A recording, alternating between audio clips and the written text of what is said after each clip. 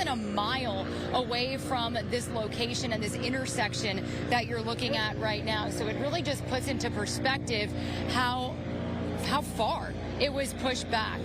Now, we know that over 100 people have been rescued. Those are still happening. Like I said, downtown Crystal River, really not accessible right now.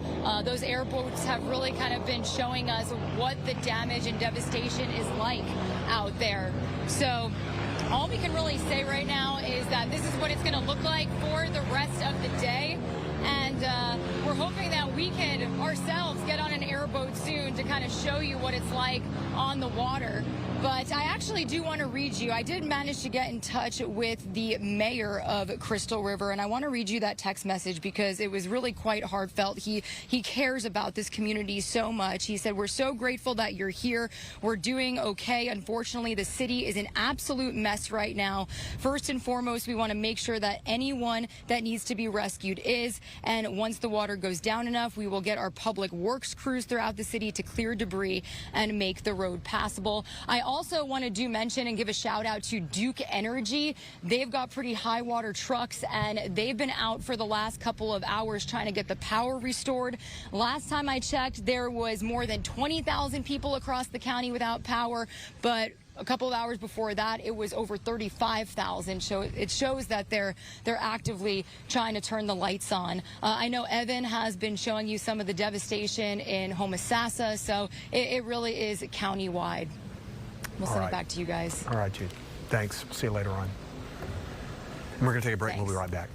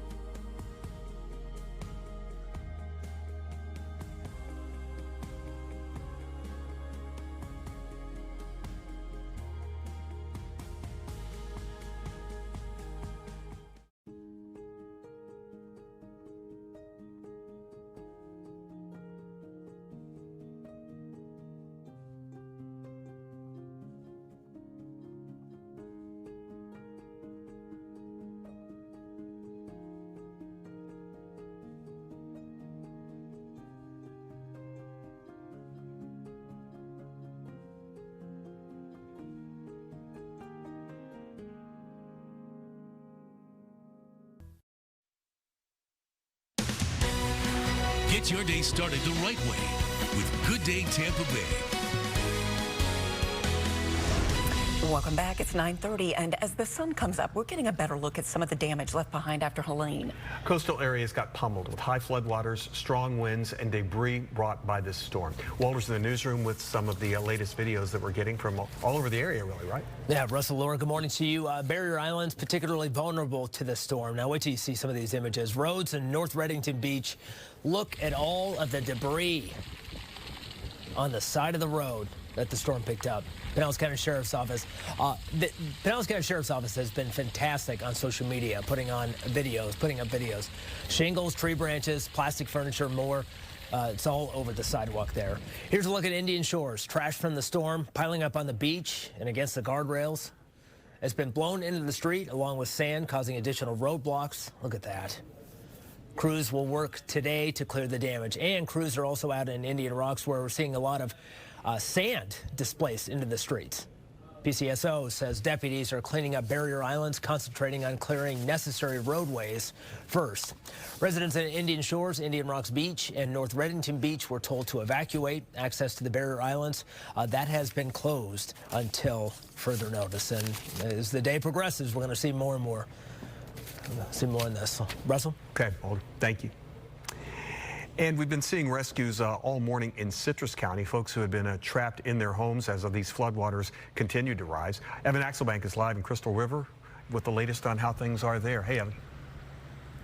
Yeah, hey, Russell. We have maybe just a vanishingly small bit of good news, but I just want to show you real quick here. We've been keeping an eye on that island in the middle of that street there. This is Halls River Road, and you can see that that island is now visible. When we first got here, that island was not visible, so it seems as though the storm surge is going down just a little bit. Take a look at this heavy-duty vehicle coming through right now. That is what these folks are up against. There are a number of people in this parking lot trying to get back into their homes down here on Halls River Road. Take a look. We've just been seeing people going through this street all morning long using heavy-duty vehicles. The hope is that the storm surge is going to go down a little bit and that folks will finally get back to their homes to assess what their situations are. They are very fearful that this has been the worst storm surge that this area has ever taken. Listen to what some of these folks had to say. They are completely petrified about what they're going to find when they get back to their homes. The water is at least 12 feet down there. We spent the night here, and I'm telling you, I was scared. I was so scared I was holding my baby dog, hoping my trailer wouldn't flip over. It was the worst experience of all the other hurricanes. I lived here for 35 years, and this has probably been the worst I've had to deal with because I was in my trailer. Many times, depressing, scary, just don't know what you're coming home to. And so right now, you know, the other piece of good news is that, you know, according to people here, they have been telling me all morning that they do believe that all of their neighbors did obey the sheriff's very dire warning that they simply had to leave their homes last night, that it was just not going to be safe. Of course, we can't know that that's 100% true until people start getting back there and assessing all of the damage. But if there's, you know, any thing to take away from this, it's that when these warnings come through, especially from law enforcement saying that we will not be able to get you if you don't leave, and that people did obey those warnings, then that's a good thing. But again, you know, life has changed for a lot of people here up in Citrus County this morning, Russell. All right, Evan, hard to hear. Thank you. Stay with us. We'll be right back.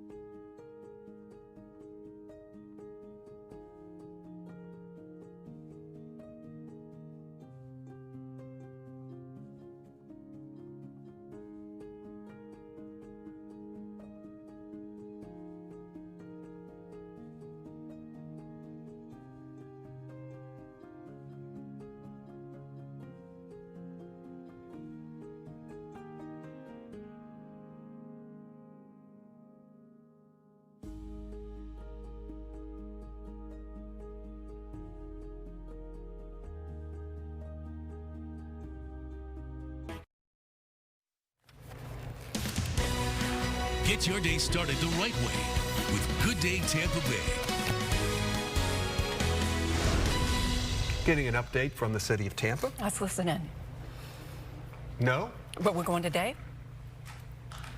You take a look at, again, the storm surge reports that we have gotten, and of course we'll get more throughout the day, and these will be tweaked as well. But around the Cedar Key area, over 9 feet of storm surge, and we had talked about that 5 to 8 foot storm surge in this area, and it played out. We had mostly 6 and 7 foot storm surges, but every number you see here is a record.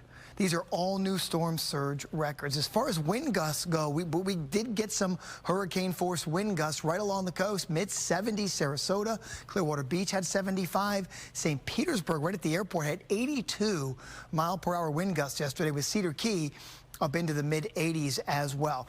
Well, I got some good news, and that is the fact that other than just a very isolated shower, we do have like a 20 to 30% rain chance today, and that's really about it. So the rain is done. That's not going to make anything worse. The winds are starting to subside. Even the wind gusts this afternoon will start to subside as well. So we're sitting in the low to mid-80s. Now, the one thing that Helene did do was leave behind a southwest wind. And that's why this water is not draining out very quickly, because the southwest winds are kind of pushing it back in, plus the high tide as well, and that's going to be an issue throughout the day today. So high water, but other than that, the weather today looks okay. Let's head over to the press conference. Busy. Anywhere from 150 to 200 calls for service. A number of individuals that were in evacuation zone A that were calling to be rescued. So they had 6 boats out in the water trying to get to as many people as they possibly could. Rescued a number of individuals from South Tampa, Davis Islands, and Palmetto Beach, and got them into safe shelters around the city.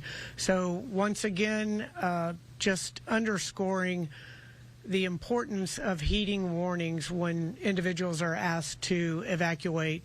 There are 2 homes that I'm aware of that caught fire on Davis Islands. One of those probably from an electric vehicle.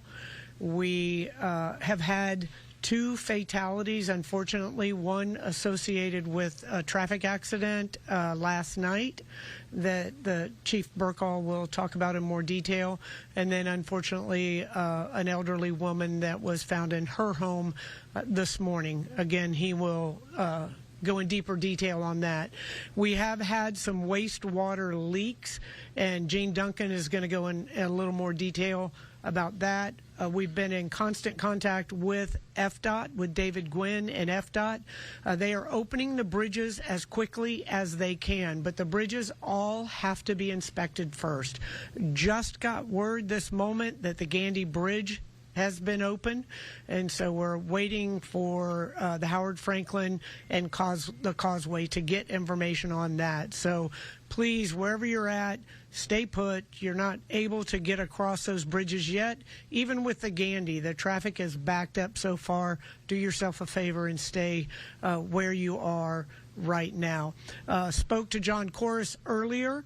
The aqua fence that they put around Tampa General, he said, saved the day for them. They did not experience flooding and were able to continue to treat patients and keep the patients and their personnel safe as well. So again, we want everyone to just, it's sunny outside, but it's not all done yet. I was just up in the Tampa Police Department helicopter going around the entire city looking at the flood damage.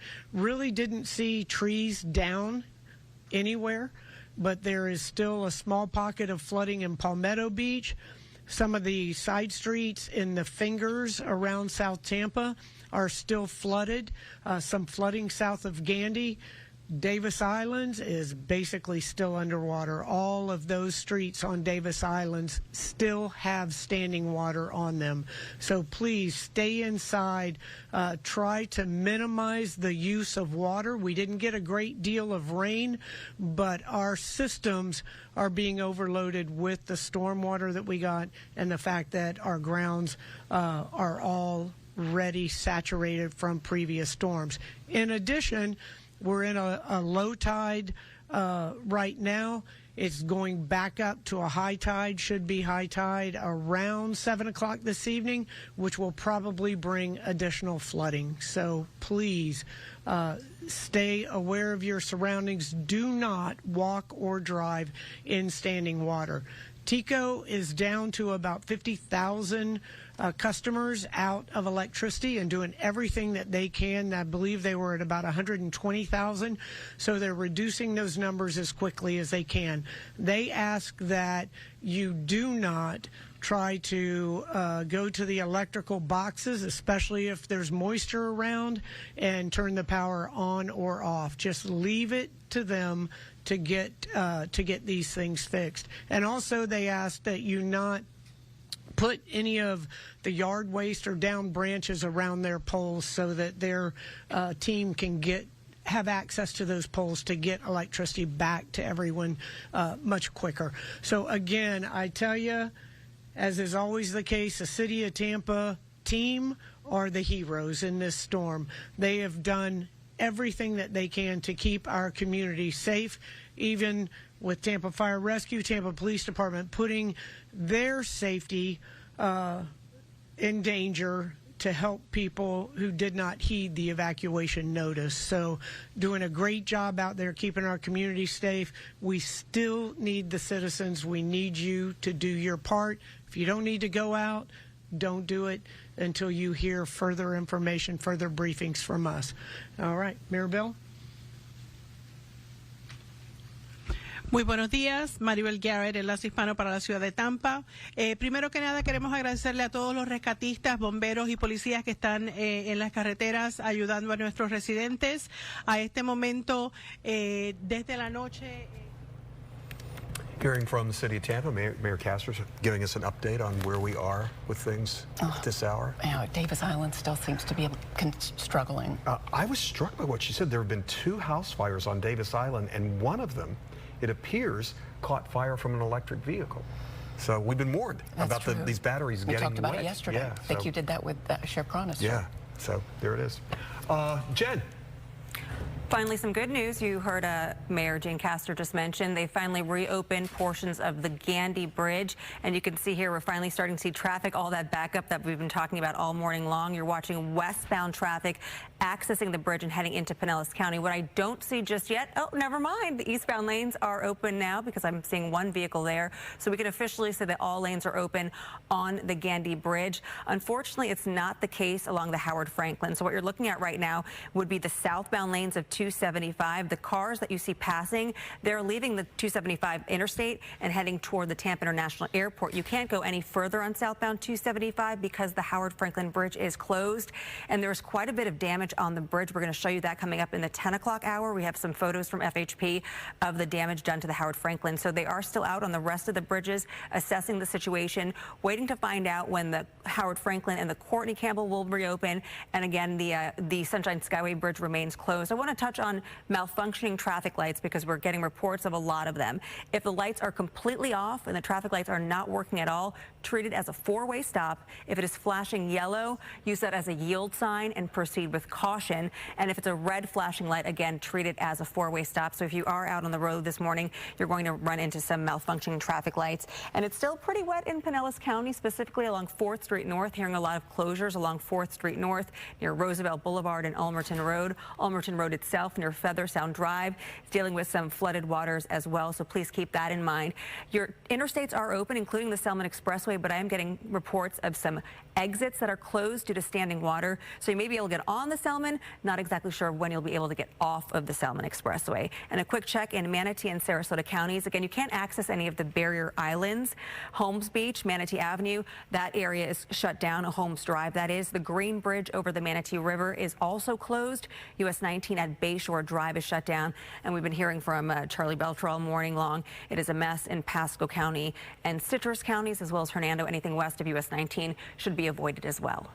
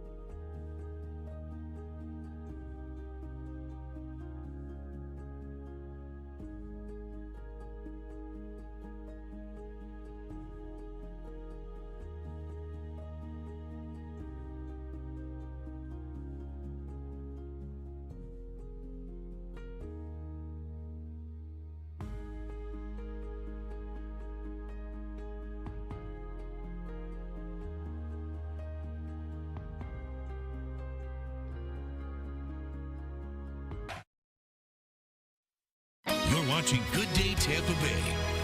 More now of our Hurricane Helene coverage in Pasco County.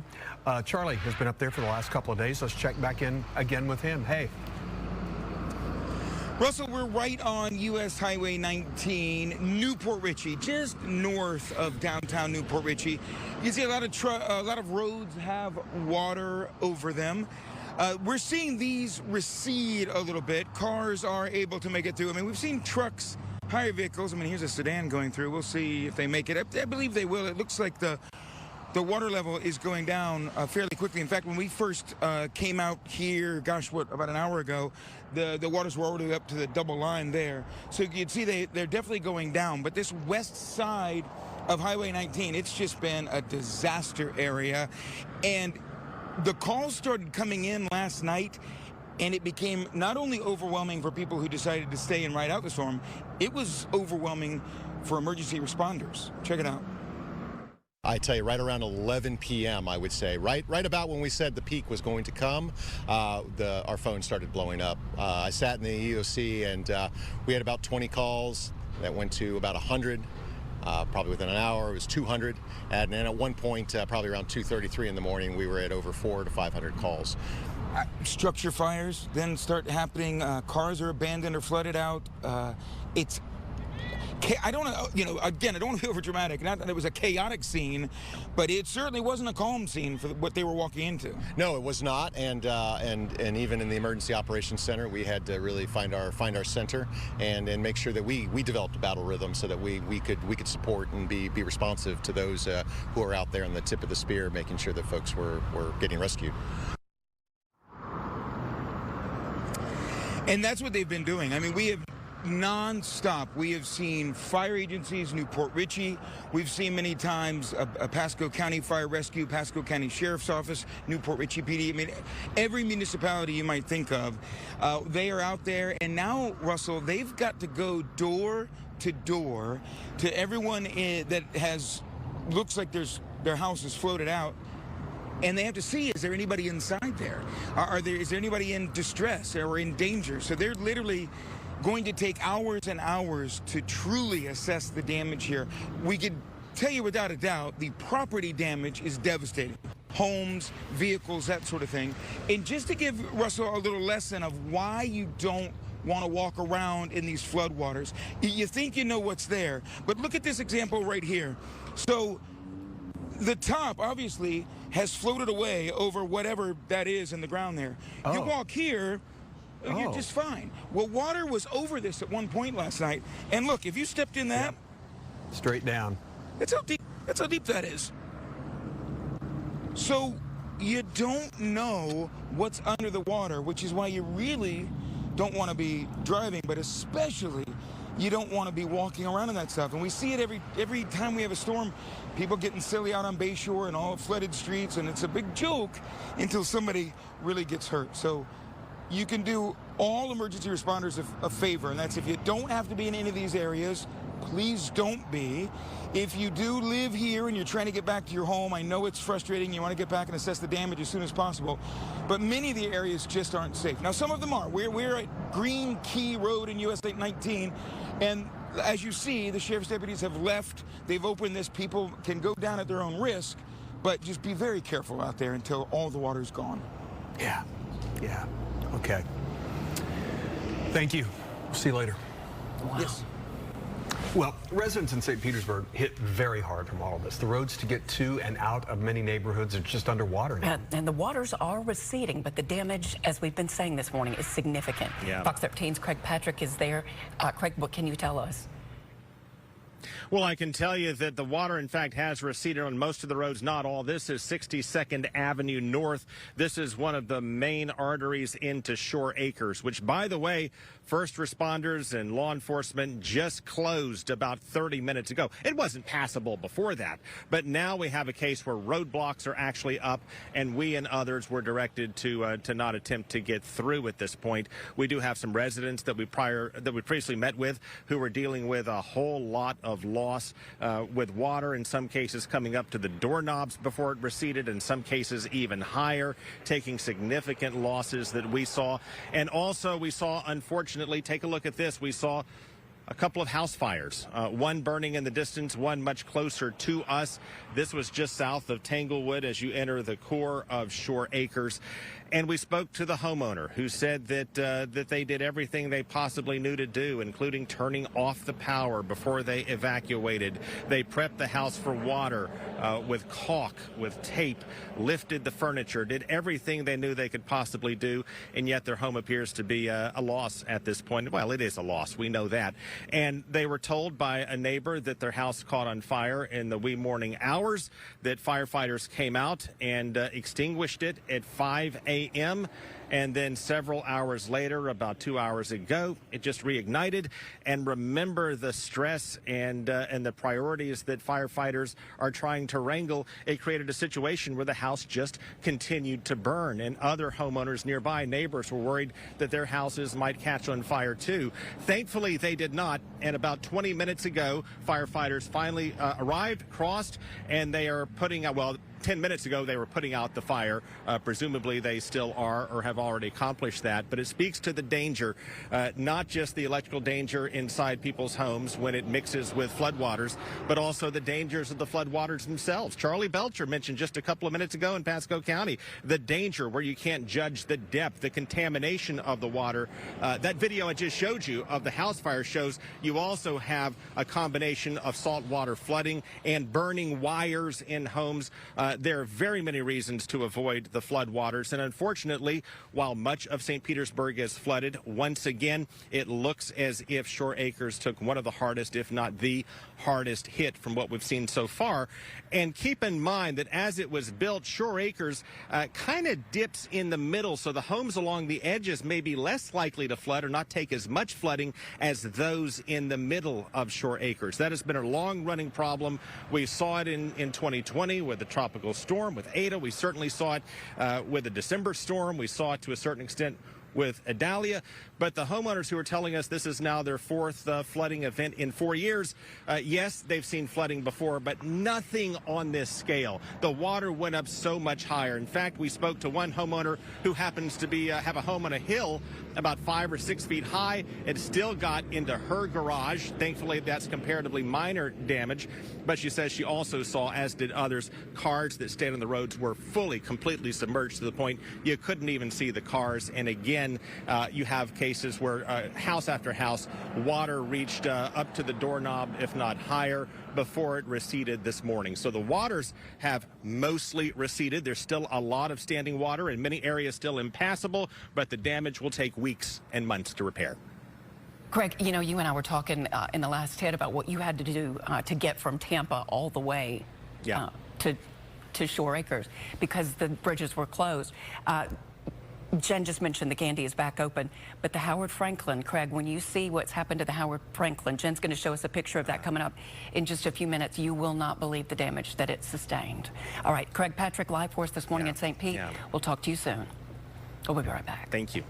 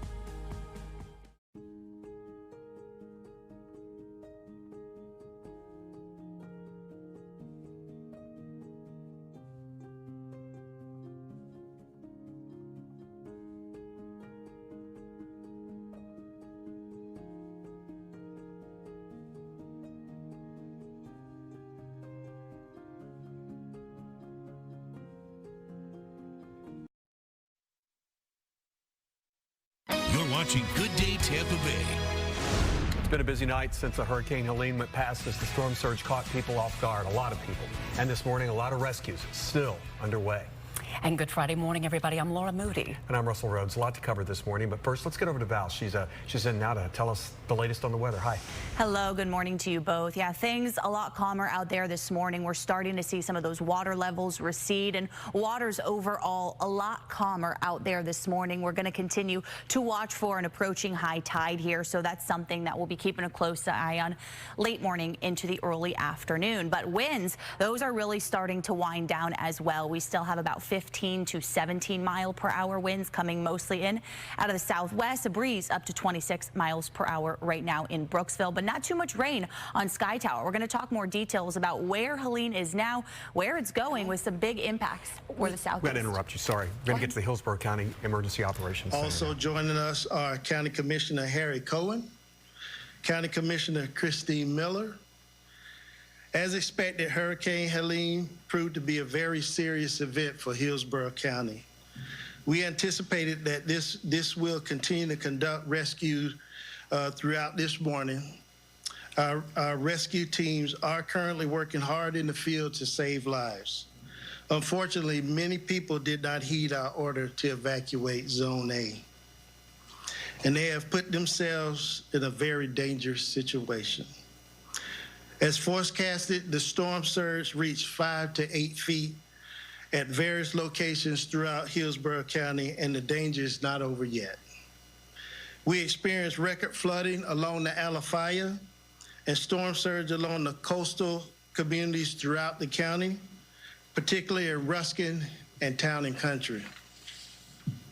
For our residents who were fortunate enough not to be directly impacted by the storm surge or flooding, I urge you to please be aware that there are still ongoing dangers. Stay off the roads, please. The best advice I need to convey is to please be patient, shelter in place, and wait for all threats to pass, please. Do not make the life-saving mission of the first responders more difficult by needlessly putting yourself in danger. The water will eventually recede, and you'll be safe, but you must be careful when you go outside. Please listen to all emergency management officials. We have a sharp grasp of the situation, and we'll continue to update you. If you're experiencing non-emergency issues, please call us at Hillsborough County line 833-427-8676. I also warn all residents of the dangers of downed power lines. If you see a downed power line, stay away from it. Try to avoid it at all costs. I thank you. Please continue to be smart and stay safe. Now you will hear from Fire Rescue Chief Jason Doherty. All right, good morning. Thank you, Tim. I am Hillsborough County Fire Rescue Chief Jason Doherty. While we were fortunate that Hurricane Helene did not make a direct impact on Hillsborough County or direct landfall in Hillsborough County, it did not spare our neighborhoods from the storm's severe and dangerous impacts. The forecast storm surge from Hurricane Helene arrived in force last night, and the situation remains dire in many areas of the county. I want to take a minute to share with you a brief outline on the number of emergency calls and the type of responses Hillsborough County Fire Rescue had. From 11 p.m. last night to 7 a.m. this morning, we had 256 calls for service. 103 of those were tactical search and rescue calls. They included 3 car fires, 11 motor vehicle accidents, 2 electrocutions, 5 sinking vehicles, 47 structural fire responses, with 6 of those being working structure fires. To put that in perspective, normally we may have 1 at most 2 structure fires a day. We had 6 working structure fires over a 6-hour or 8-hour time period. Lastly, we had 500 plus victim rescues. I'm going to repeat that again, over 500 plus victim rescues in an 8-hour time frame. I want to tell you, most importantly, all these rescues were performed without any loss of life, not only to our citizens, but to our first responders. And that's not even including the number of lives that were saved by the Hillsborough County Sheriff's Office. While the storm has passed, the danger has not. The men and women of Hillsborough County Fire Rescue will continue to respond to calls for service quickly, but please be patient. I would be remiss if I didn't take a minute to personally thank my firefighters, my paramedics, our telecommunicators, and our Office of Emergency Management team, along with our outstanding deputies from Hillsborough County Sheriff's Office. Your dedication to serve our community was on full display last night and through the early morning. I want you and your families to know how thankful I am for each and every one of you. I need the community to help our first responders today. We're tired. Please do not needlessly put yourselves in danger by venturing in the floodwaters. Stay away from down power lines, stay off the roads, and stay safe at home the rest of this weekend while we continue to assist those in need. As always, we are here for you. Thank you for your time. Take care of yourselves and take care of your neighbors. Now I'd like to invite County Administrator Bonnie Weiss to say a few words. Thank you, Chief Doherty and Director Dudley. Good morning, I'm Bonnie Wise. I'm the County Administrator. Hillsborough County remains under a state of emergency. The best advice we can give you is to please stay put. I urge residents to continue to remain in your safe locations until you receive the all clear from emergency managers before getting back on the roadways. Many roads around the county remain closed and are impassable. For a complete list of closures, go to hcfl.gov/HC road closures. In the meantime, it is vital to stay out of the water. Don't drive through it, and especially don't walk through it. To the many residents and visitors who heeded our warnings and our evacuation orders, I sincerely thank you. You make the jobs of our first responders and employees in the field so much easier. Your responsible choices based on accurate information were evident on our website. At its height, the traffic to our site was up to an astounding 4,000%. Since Wednesday, more than 370,000 users viewed more than 1.1 million pages. The top pages were Find My Evacuation Zone, details on the Zone A evacuation, Find My Flood Zone, and resources for sandbags. Hillsborough currently has 21 damage assessment teams in the field and 12 rapid needs assessment teams deployed at 4 a.m. this morning. Those groups are fanning out across the county. We have 15 public works teams clearing critical roadways so first responders can get to calls more quickly. More than 256 down power lines have been reported just through the county system, along with over 93 flooding calls and more than 69 down trees. There are many more hazards out there now. This is an indication of just how dangerous it is today, so please stay off the roads until authorities give the all clear. I also want to again thank our shelter staff, who continue to do a tremendous job in ensuring the people's safety. Nearly 1,600 people took advantage of our shelter, along with 60 pets. This is likely will go up today as the day of rescue mission continues. Our county employees will continue to focus entirely on Hurricane Helene to the response in order to meet the needs of our residents. County offices and facilities remain closed today, in addition to all parks, recreation centers, boat ramps, libraries, and conservation parks, preserves, and trails. Hillsborough County Solid Waste will continue to suspend collection operations through today, September 27th, as Hurricane Helene's effects are felt throughout the area. Residents should not place any trash, recycling, or yard waste out for collection today. Regular collection service will resume tomorrow, Saturday, September 28th. Residents who missed a pickup due to this.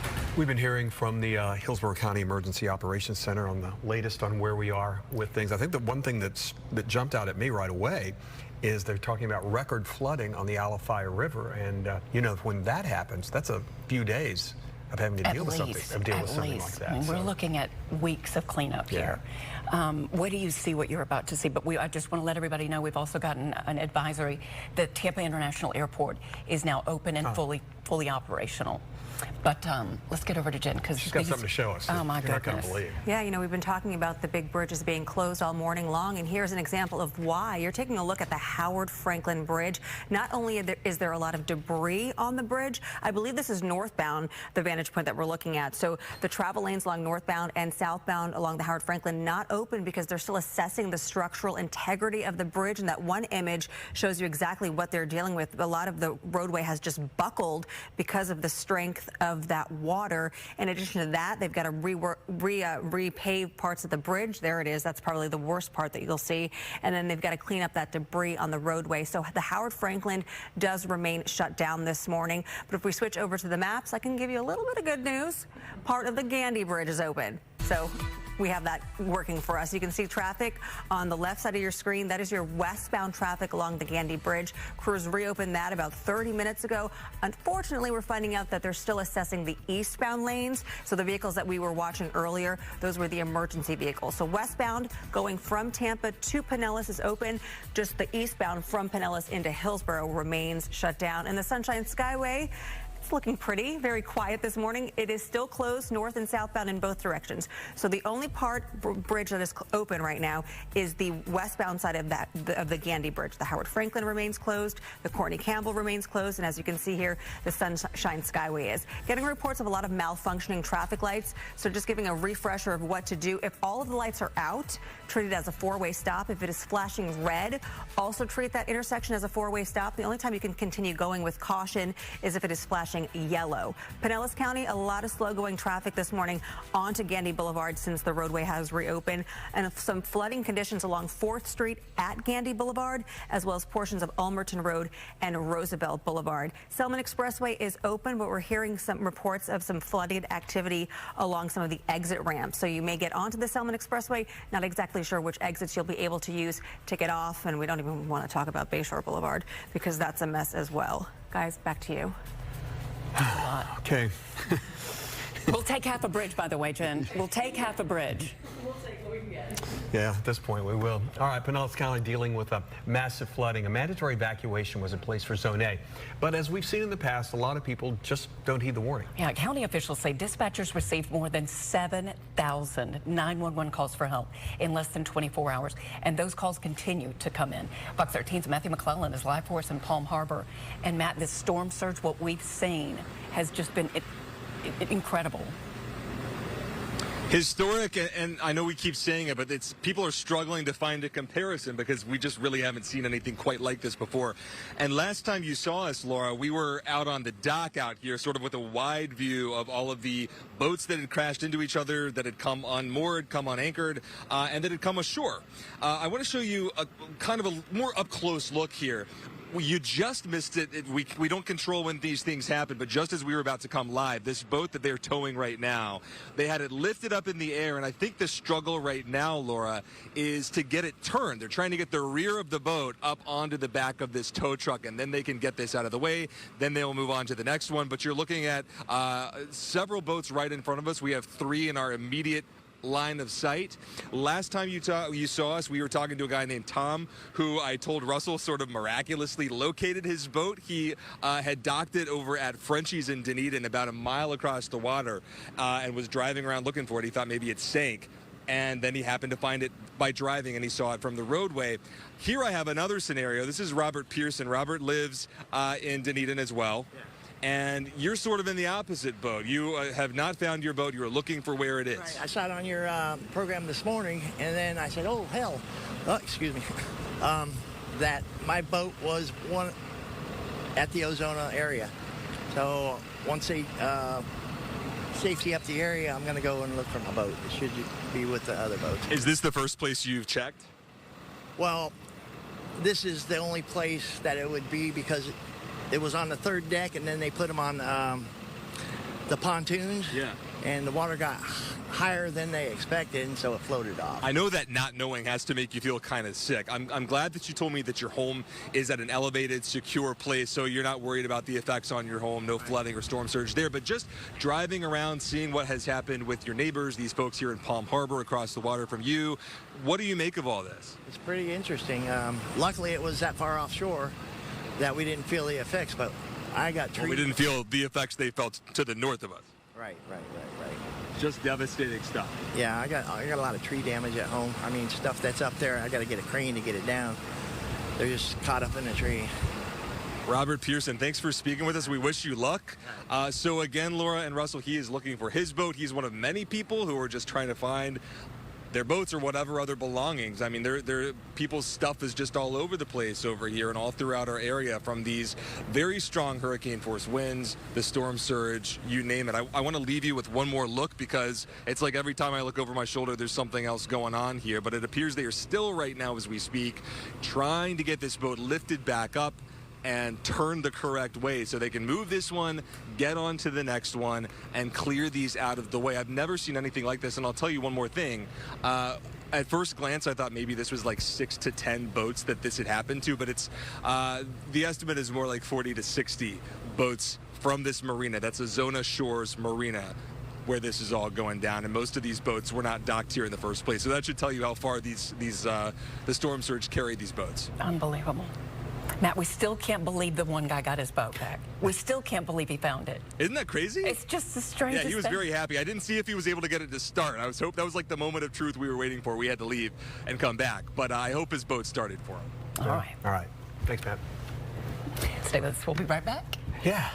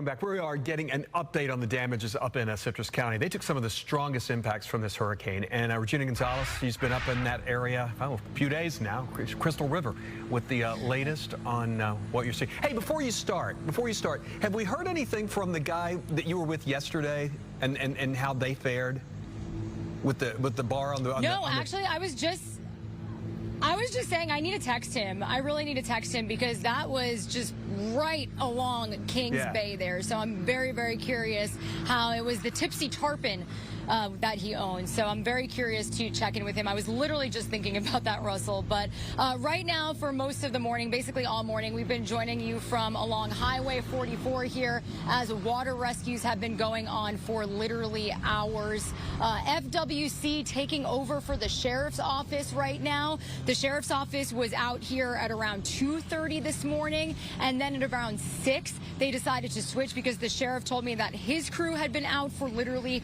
20 24 hours. So you could actually see them bringing a family out here right now. They've basically been bringing them to this intersection where we're at and getting them water, getting them some food, and transporting them to local shelters where they can then talk about what's next. Now, we are a mile away from where we joined you from yesterday, so that just puts into perspective how far Kings Bay got pushed because of storm surge. The sheriff said they got about 8 to 10 feet of storm surge, and then that caused water to inundate homes up to people's waists, up to people's shoulders. I know that they posted some pictures online that I'm going to hopefully grab for us in the next hour, showing some of the homes around downtown. The mayor himself, he was having a hard time getting to us down here, but he was texting me saying that the city of Crystal River is just a mess, and they're working to try and get people rescued first, and then they are going to have Public Works come out and clear all the debris. But you can see right now FWC literally holding children in their hands. We've seen children, we've seen parents just devastated, having to, go through this with their kids. We've seen pets, we've seen elderly people. You got lots of agencies out here. You're watching FWC in action. You've had the sheriff's office, you've got Sumter County, you've also got Citrus County Fire Rescue, and then Crystal River Fire Rescue as well. So they're all working as a team. We know throughout the morning more than 100 people have been rescued. So that's what we're showing you. That's what we've been showing you all morning. That's the action out here right now. And I know Evan has been showing you what's been going on in Homosassa as well.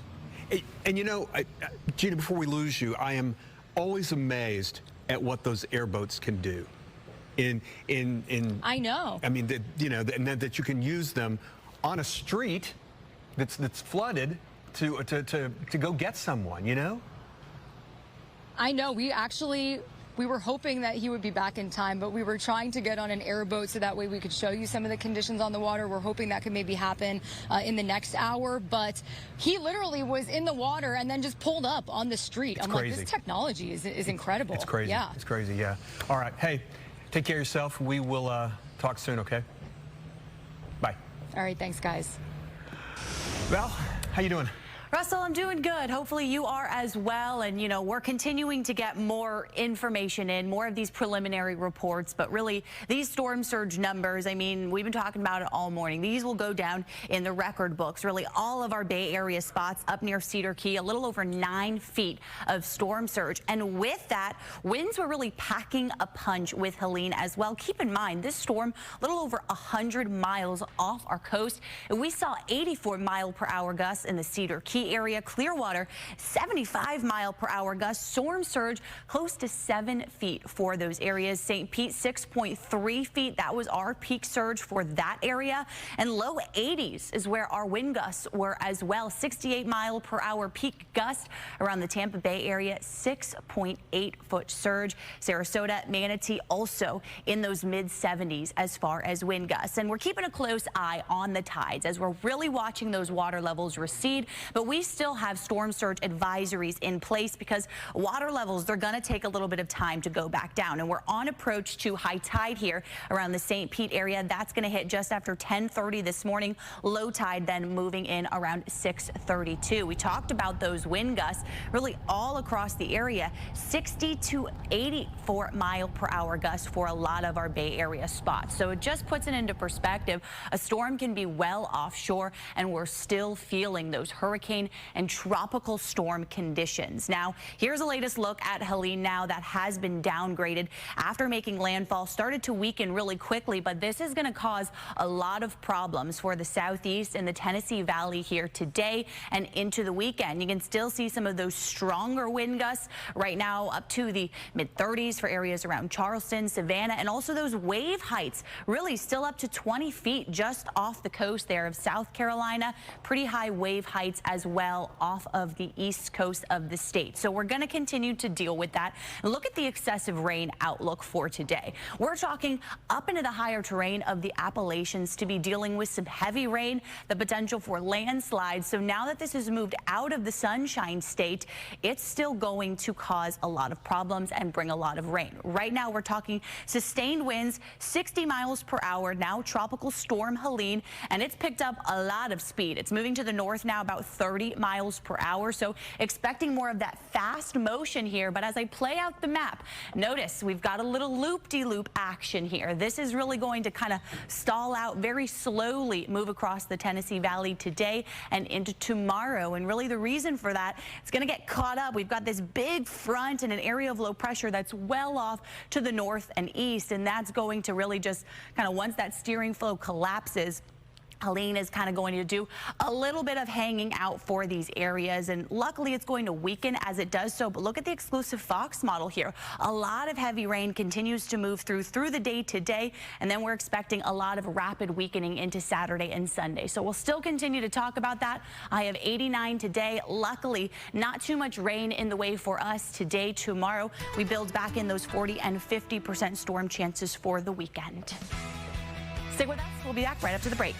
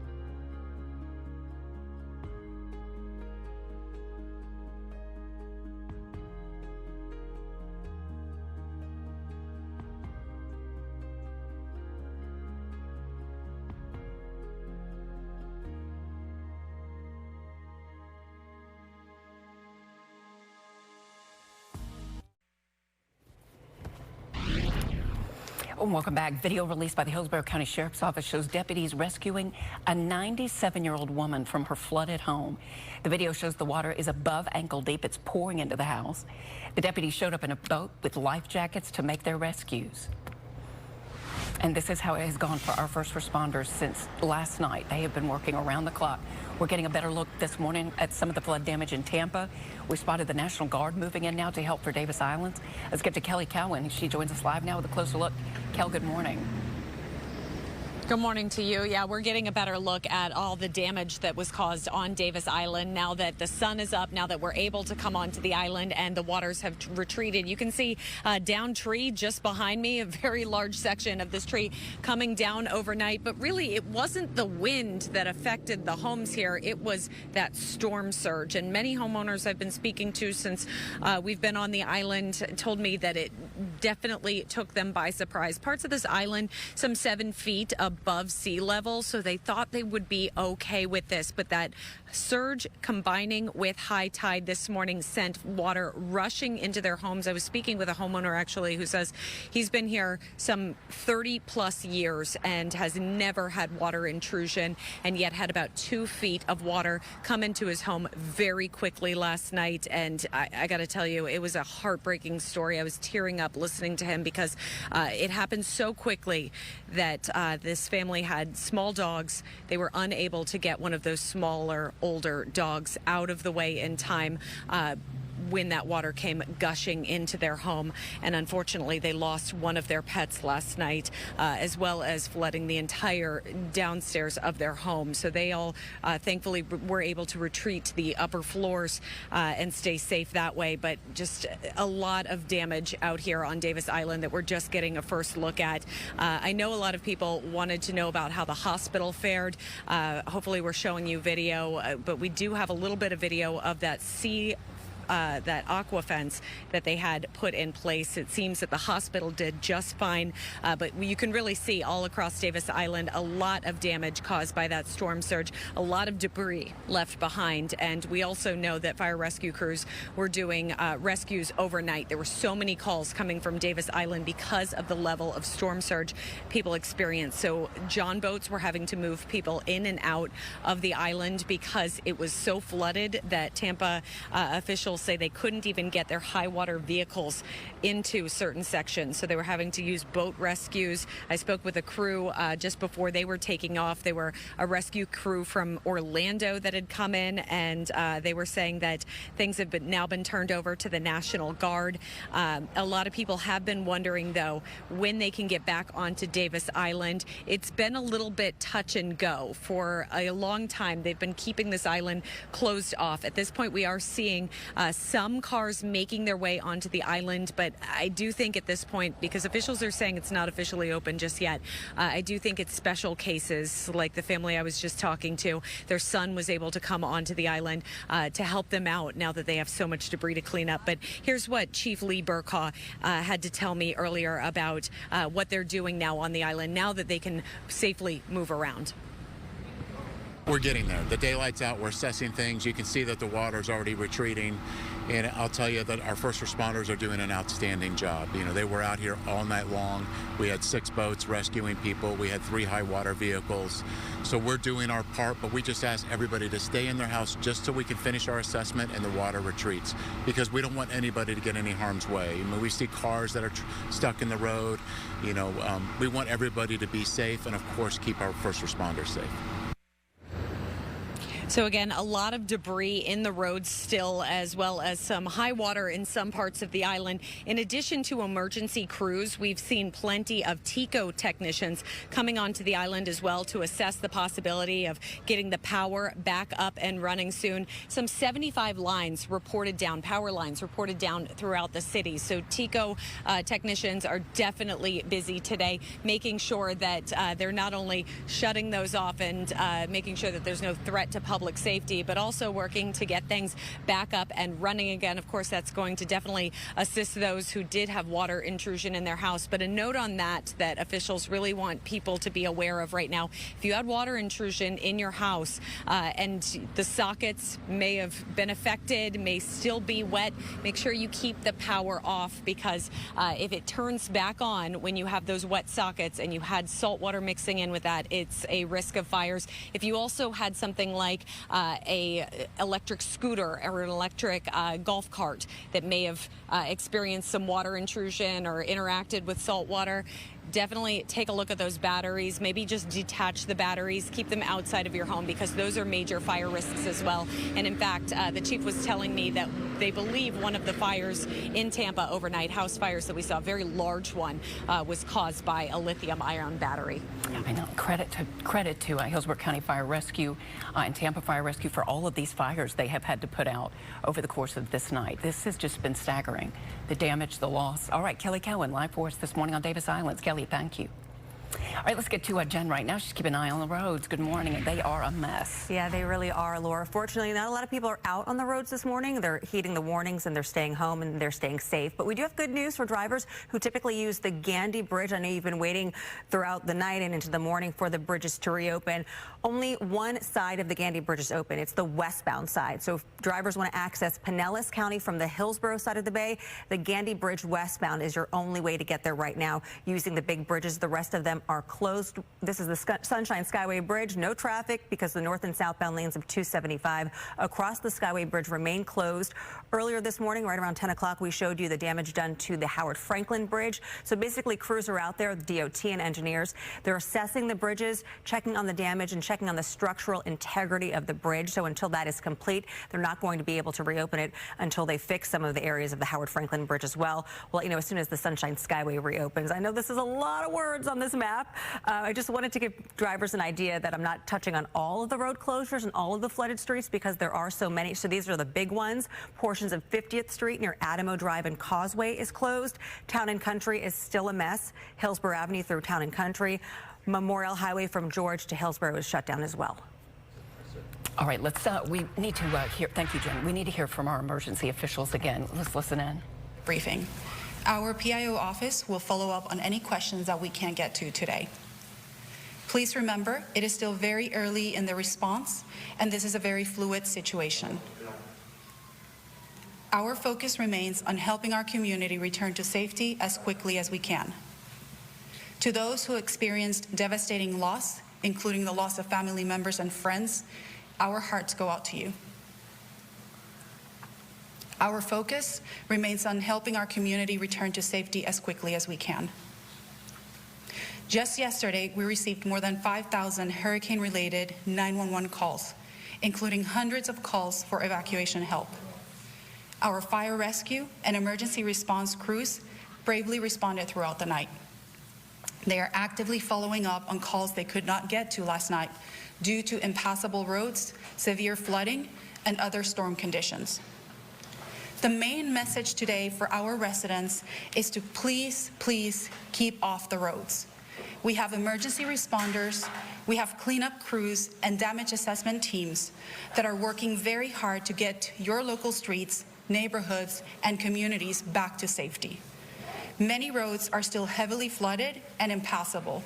Unless absolutely necessary, we ask that you please stay in your place of shelter or home until our crews can complete the damage assessments, clean up the debris, clear the roads, and restore the services. It is unsafe to wade in or drive in flooded waters. There are just too many risks: electrical, animals, wastewater. It's just not worth the risk. Our public works crews are out clearing roads and conducting bridge inspections. At this time, we have reports of approximately 140 downed traffic signals. Access to barrier islands remains closed until further notice. Please stay off the roads and allow our first responders and public works crews to operate safely. If an area is barricaded, there is a reason why it is barricaded. Never drive through standing water. Just 6 inches of fast flowing water can sweep you off your feet, and 1 foot of fast flowing water can carry away a car. If you come up on an intersection with a non-functioning traffic signal and no law enforcement directing traffic, treat it as a four-way stop. And again, that is if you absolutely must leave your home. In other updates, the St. Pete Clearwater International Airport will be reopening this morning. We encourage travelers to please check their airlines for information on flight schedules. All county parks remain closed. Park rangers continue conducting assessments and clearing debris. As far as Pinellas County utilities, we have reports of 132 pump stations that are not operational at this time due to flooding or power outages. This includes both service areas in North County and South County. Damage assessments will be completed once the waters recede and power is restored. The drinking water system is operational. However, we are experiencing low pressures in the South County beach area. Now, I want to state something here for our residents who are listening in. We really ask you to do everything you can to conserve water at this time. That will relieve pressure on the systems, and that is by simply taking actions like maybe not taking a shower immediately, maybe not flushing every time. Conserving water is going to be very key to helping us restore our systems as quickly as possible. At this time, we have reports from Duke Energy that they are responding to power outages that are encompassing approximately 40% of the customer base in Pinellas County. Their crews are also working very diligently to get to everybody and to restore the service. And so we continue to ask for your patience and understanding as our hardworking people are out there in the streets, in the roads, doing the work that they need to do to bring us back to safety. As you can see, the work is ongoing. It's very extensive, and we need the cooperation from everybody. Please stay home. Please keep away from flooded waters. And please start working on documenting any damages that you may have experienced to your property. You can find more information at disaster.pinellas.gov. I will now turn it over to Kathy Perkins, Emergency Management Director for Pinellas County Government.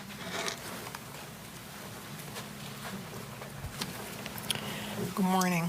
Last night, Hurricane Helene brought life-changing impacts to Pinellas County. And in some areas of our county, storm surge reached over 8 feet, something that we've never seen in this county ever. We also saw strong winds, rains, and flooding, and devastating consequences for our residents. We still remain under a storm surge warning. We still have some areas in the county that some crews are having difficulty getting to.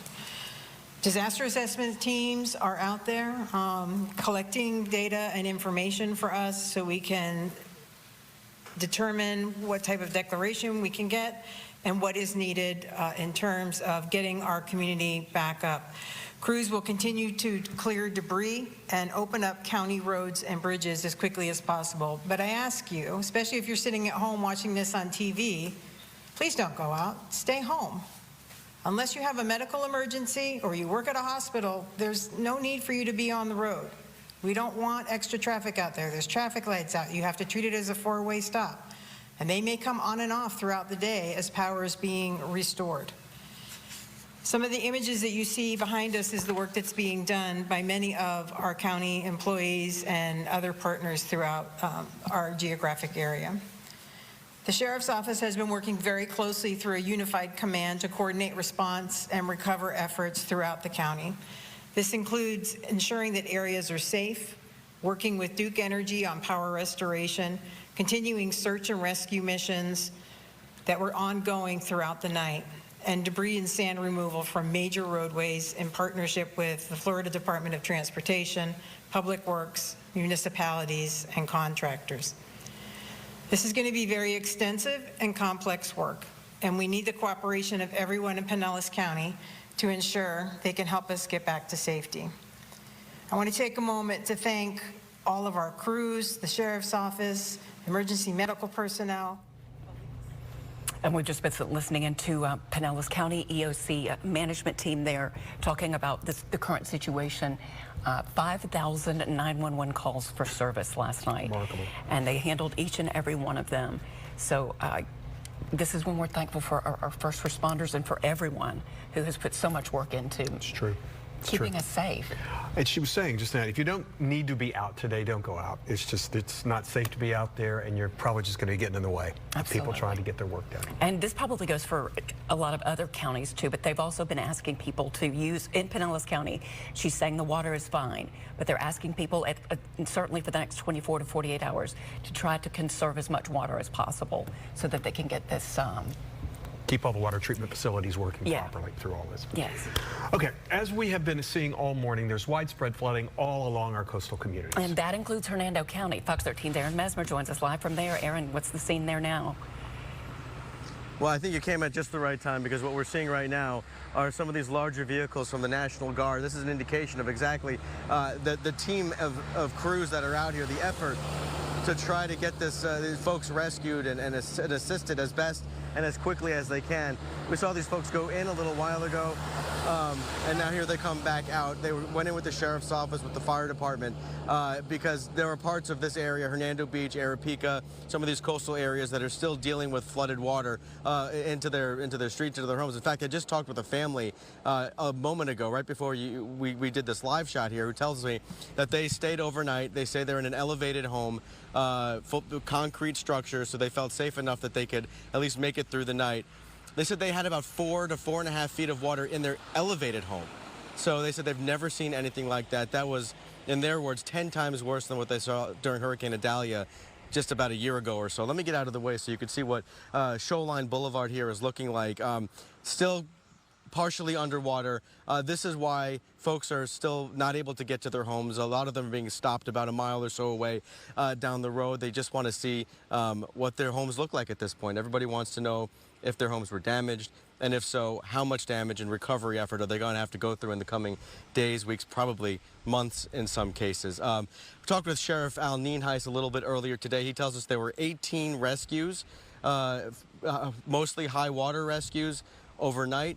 And given the amount of calls, about 500 or so phone calls that they received overnight, and given the amount of water And as they predicted catastrophic storm surge, he says 18 rescues, no serious injuries, no deaths in Hernando County. He considers that as close to a win as they could possibly get. But still, there's a lot to figure out. Their sheriff's office was spending the last couple hours and going into the afternoon, going to those coastal communities, into Hernando Beach, and like I said, into Arapika, into Weeki Wachee. They want to, Pine Island is another one that extends far west into the Gulf. Those are the areas they're still trying to assess the damage to homes and whether it's safe for rescue crews to get in there. And once they can figure that out, Laura and Russell, then they will figure out the time that folks can start getting down there. But until this road is cleared of water, there are 4 boats in the middle of the road down there that they still have to clear out of the road. So it's going to be a while before people can get down this road and get into their homes to see exactly what's been going on. And this is what we see after all these storms. You know, it takes a while,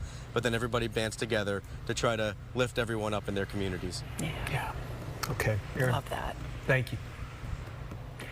And we'll be right back with another Davis Islands we're seeing right now, I believe. We'll be back with another look at Valerie's Sky Tower forecast.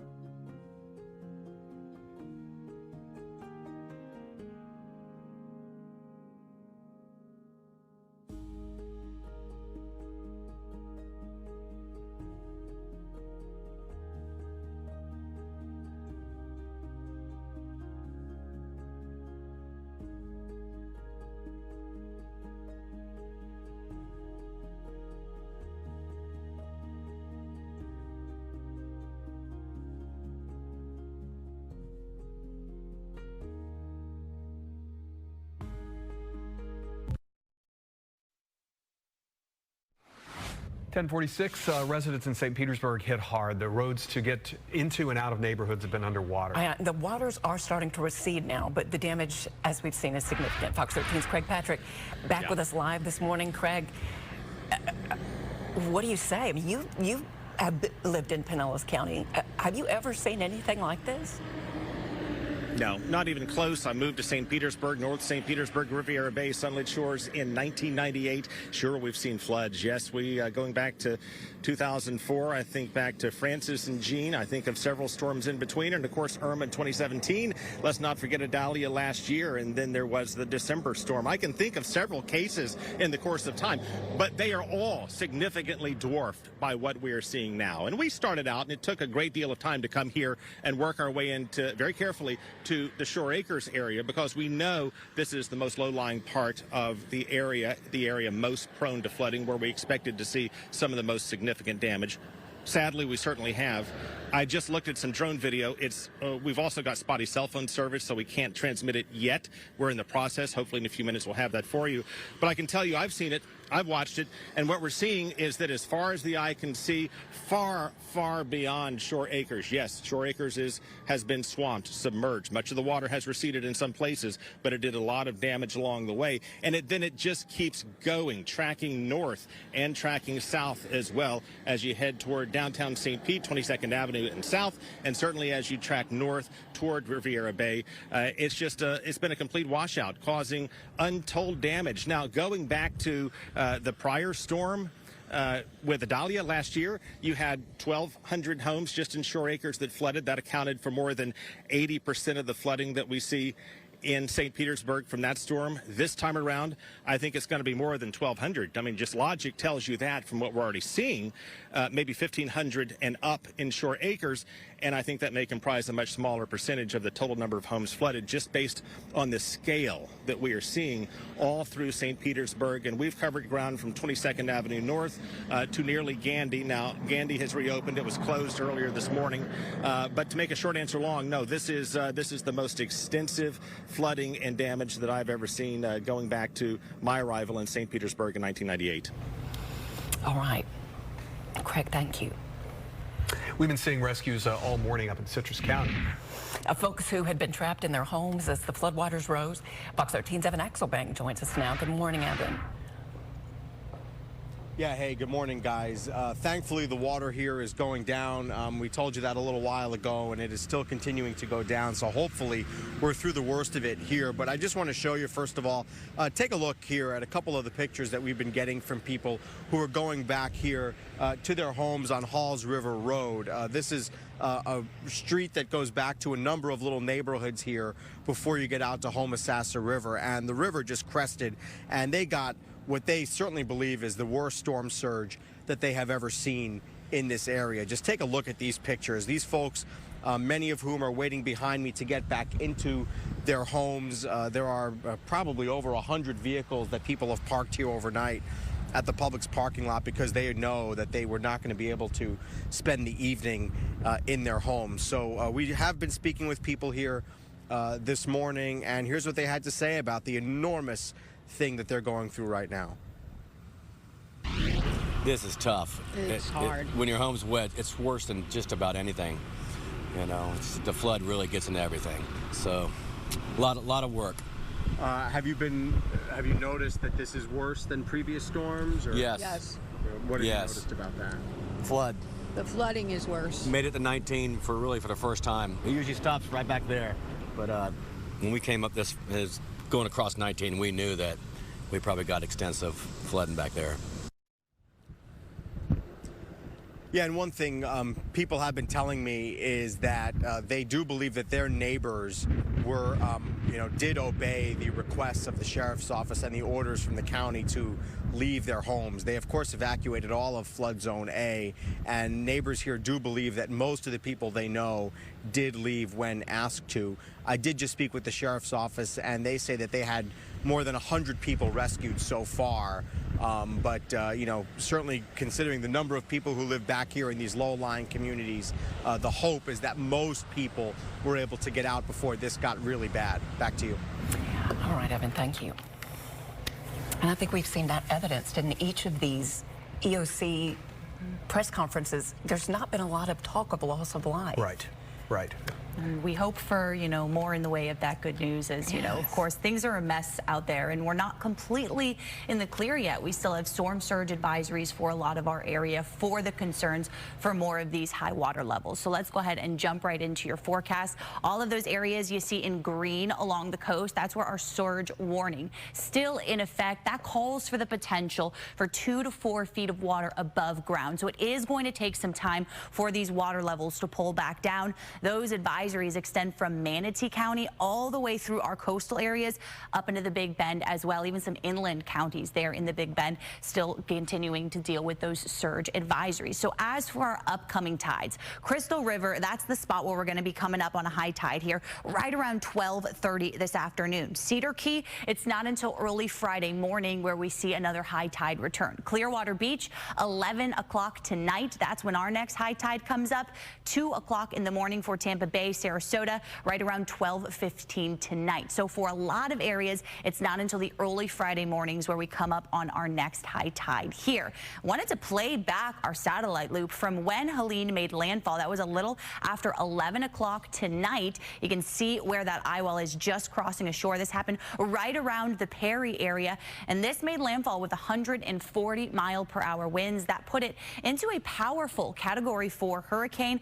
Luckily, a little bit of fast motion. So once it made landfall, it weakened and pretty quickly moved into parts of Georgia, South Carolina, where we're still continuing to deal with gusty winds and heavy rain continuing around this area. So Helene, now Tropical Storm Helene, but it is going to continue to cause a lot of heavy rain. You can see some of those bands kind of on the south side still moving through our area. So we talk about the potential for some rain today, but all of the big rain totals really were from the Panhandle up into parts of Georgia and the Carolinas. We really only got 1 to 3 inches as far as rainfall for a lot of our Bay Area spots. This was really more of a storm surge coastal flooding event. So as we look at your Fox model here, we'll talk about some rain to be possible on and off, but heavier pockets, I think, tomorrow and into the weekend. So we're still going to watch the potential for some storms to move through on the south side of that storm. We'll talk about storm chances back up to that 40-50% range for the weekend. We're going to send it off to a quick break here. We'll see you right back on the other side.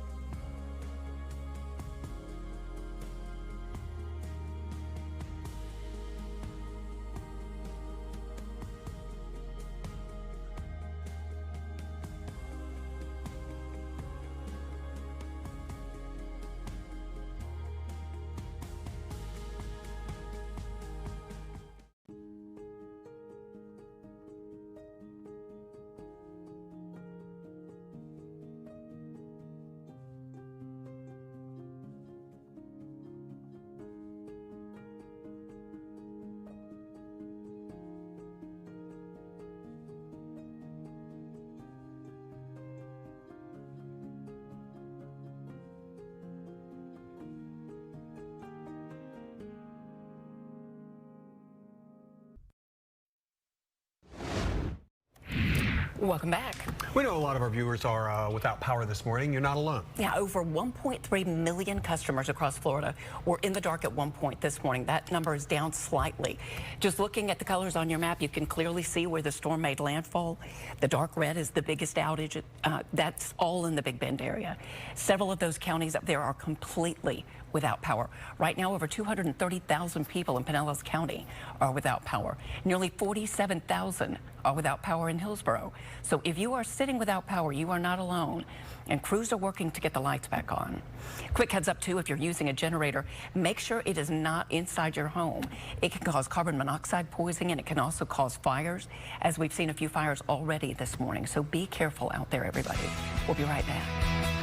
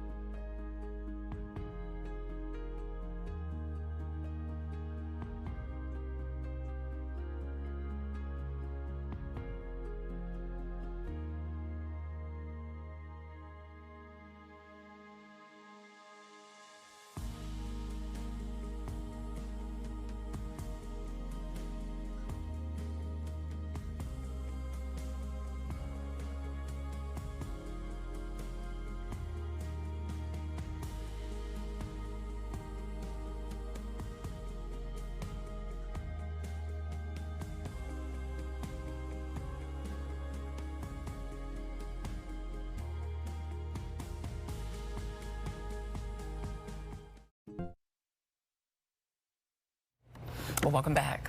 As Helene moves further north, we're learning 4 NFL stadiums across the U.S.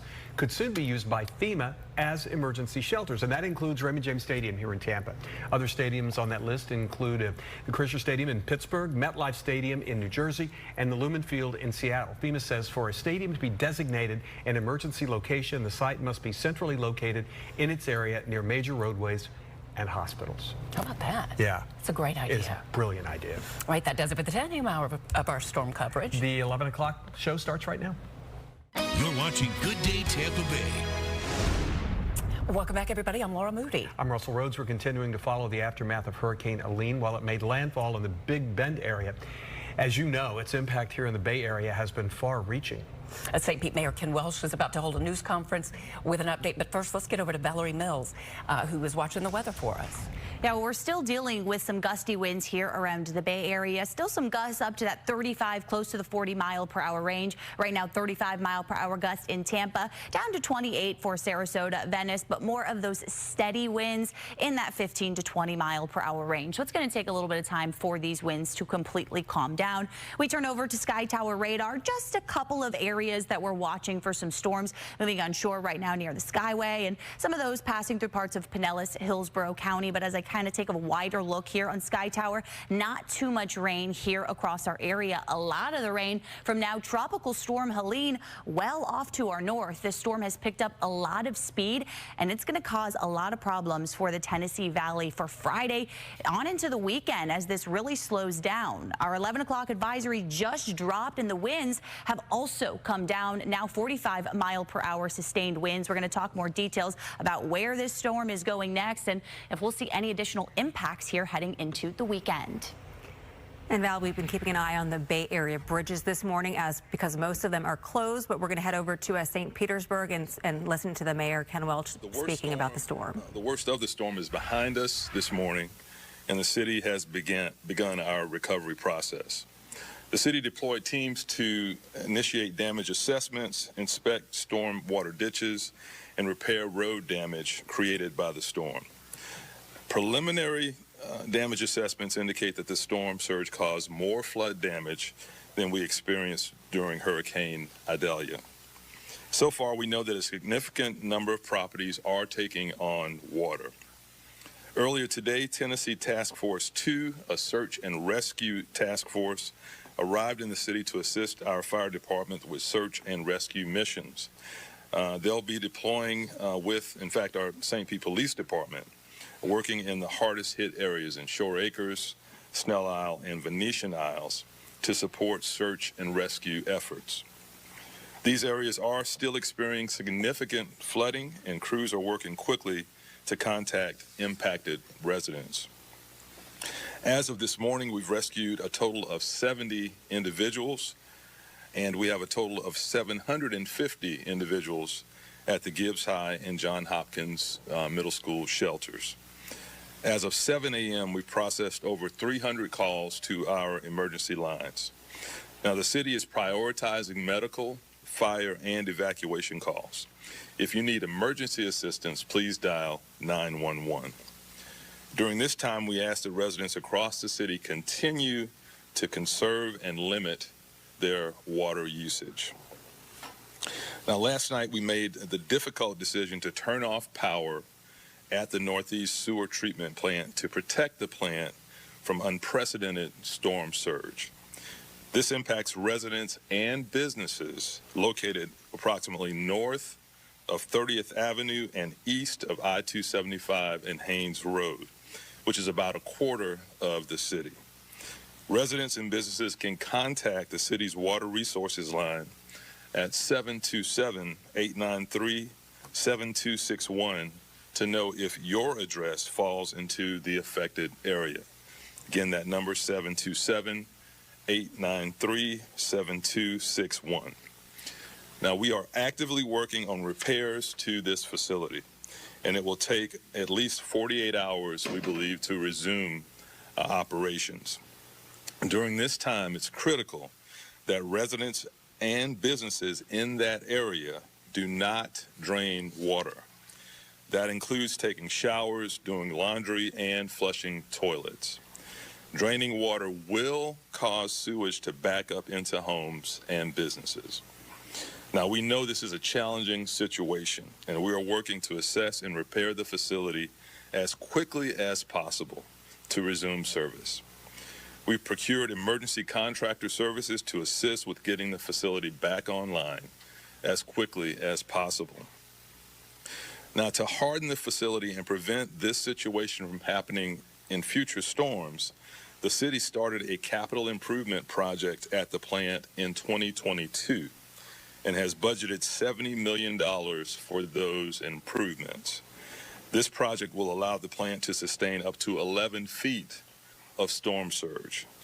Construction on this project began last year and is scheduled for completion in 2026. I've asked our team to find all available options to expedite that construction schedule. In closing, while the worst of the storm has passed us, it is not over yet.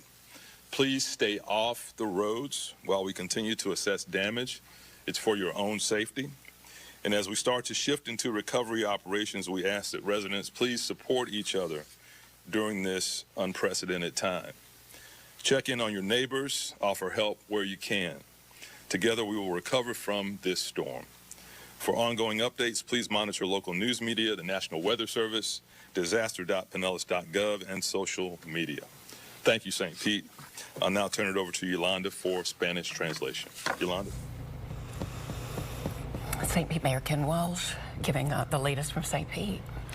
You know, I was listening to him talking about search and rescue and not to drain your water or anything like that. I mean, this storm, we didn't get a direct hit. No. And look at the damage that this thing has caused. Can you imagine? No, I can't. I can't. I don't think any of us want to. it's days, weeks of recovery here. We've gotten ahead of us. Wow. So Mayor Welch saying the worst of it is over. Now the real work begins. We're officially in recovery mode as a community. And he makes a good point. It's time to work together and lift each other up. Sure is. All right. So rescues, let's get over to Jen Epstein right now with a look at traffic. And you've been talking about the recovery and the work that needs to be done. I can show you the Bay Area bridges and an example of why some of them are closed. This is a look from Florida Highway Patrol of the Howard Franklin Bridge. And this, again, reminds us of the strength of water that Dave is always talking about. You can see portions of the bridge actually buckled overnight, and they're going to have to work on repaving the roadway and fixing this. So until the structural integrity of the bridge is back up and running as it normally does, the Howard Franklin Bridge will remain closed on both the north and southbound side. So here's the bridge update. Courtney Campbell Causeway, closed. Howard Franklin, closed. Gandy Bridge, eastbound, is closed into Hillsborough County. The westbound lanes have reopened, so you can go from Gandy Boulevard over the Gandy Bridge and into Pinellas County. Sunshine Skyway, very quiet this morning, still waiting for the north and southbound lanes of the big bridge to reopen. And you can see I-275 moving along nicely, no problems there. Quick reminder, we've been talking about all the power outages. So when you get to an intersection and the lights aren't working properly, treat it as a four-way stop if the lights aren't flashing at all. If it's red and flashing, treat that as a four-way stop, and you can proceed with caution if the traffic lights are malfunctioning and they're flashing yellow. Guys? Okay, thank you. Well, rescues have been underway in Citrus County for much of the night and up until now. People who were trapped in their homes as these floodwaters rose. Our Regina Gonzalez is live in Crystal River with the latest on things. Hey, Gina. Russell, Laura, good morning to you. Yeah, all morning long we've joined you from Highway 44 right now, and I really just want to show you this shot. This is the picture. These airboats, like Russell, you and I kind of talked about last hour, truly the trusty steeds of Crystal River this morning. These first responders on them, the knights in shining armor to so many of these residents that were literally trapped in waist to shoulder deep water in some of their houses in these neighborhoods. The water has receded a lot since we first got here around 3 o'clock this morning, but you could still see it sitting. You've got cars completely damaged in the roads, businesses boarded up where you could see water clearly did seep in, and now it goes to, like you said, recovery efforts, rescuing people. The mayor of Crystal River said downtown is a complete mess. It's not really accessible right now. They've only been able to get out there in airboats and these high water vehicles. You've got people just literally putting on rain boots and trying to walk through it to this point to get to first responders. You see FWC airboats right now because they are the ones performing the rescues right now.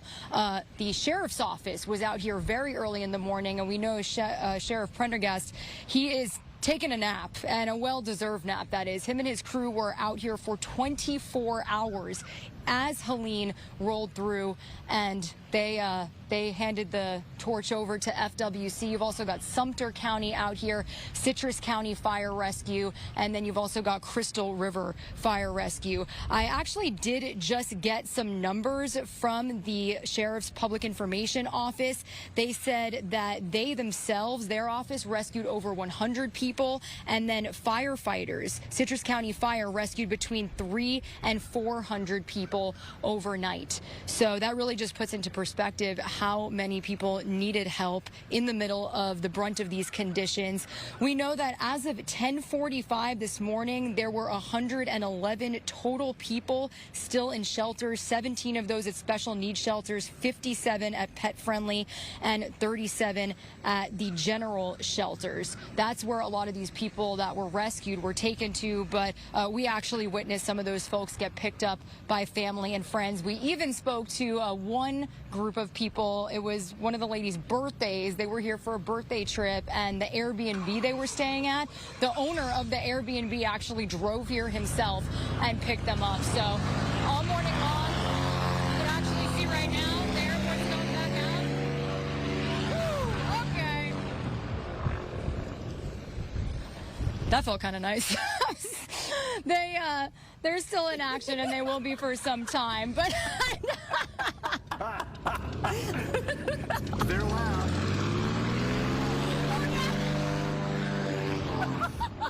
Get out of the way. Just go. Just I think you needed a laugh this morning. Yeah. You needed a laugh. Just go. Take care. And we'll see you later, okay? Love you guys. Love you too. Bye. Talk to you guys later. All right, Pinellas County is dealing with a massive flooding. First responders were also busy with rescues throughout the night. And Matt McClellan spent the last few hours in Palm Harbor. He files this update. This is the Speckled Trout Marina in the historic village of Ozona.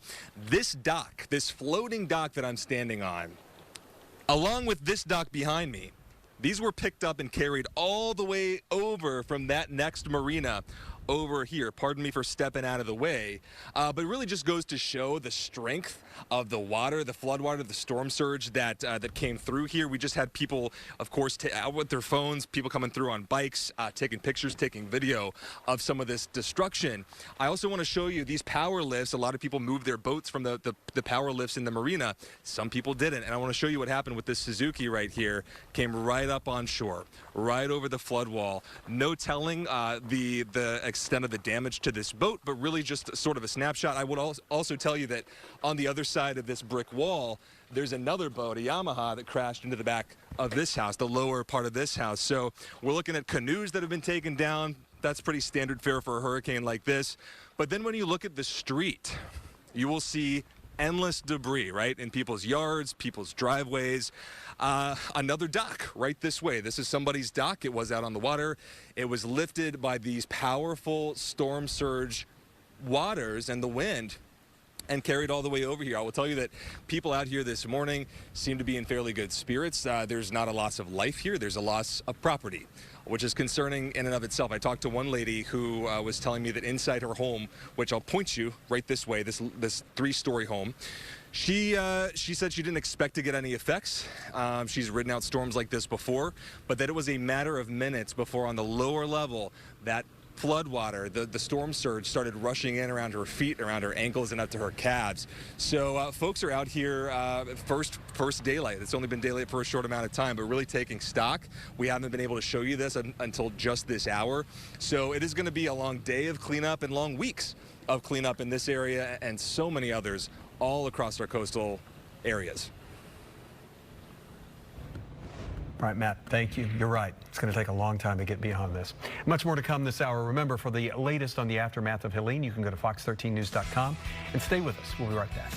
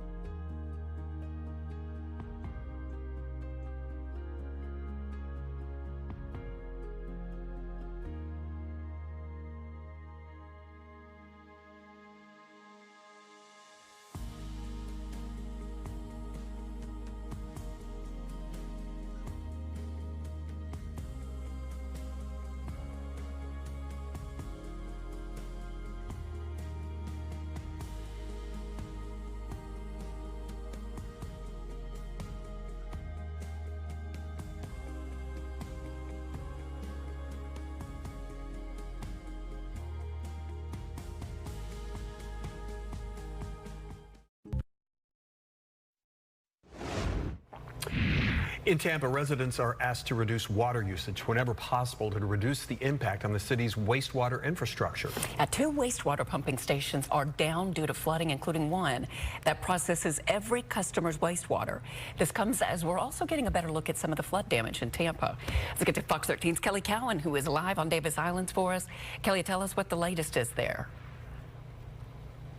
Yeah, a lot of Davis Island looking like this right now, actually, with people trying to move what they can out of their homes that was damaged. There was so much water that came onto Davis Island that a lot of people just simply lost the furniture. So badly damaged when all the seawater rushed onto Davis Island this morning. Now, I know a lot of people were concerned about the level 1 hospital here, so I did take some video of that. I'd like to show you if we can go to that video of Tampa General Hospital and their aqua fence that they'd put up around the hospital. Thankfully, everything seems to be dry on their side. That fence seems to have done its job and kept the storm surge at bay. But that storm surge left behind a lot of debris throughout the island. So we've been getting a look this morning at just how bad things were and trying to really get a feel for how high the water levels were on Davis Island. Several feet coming up.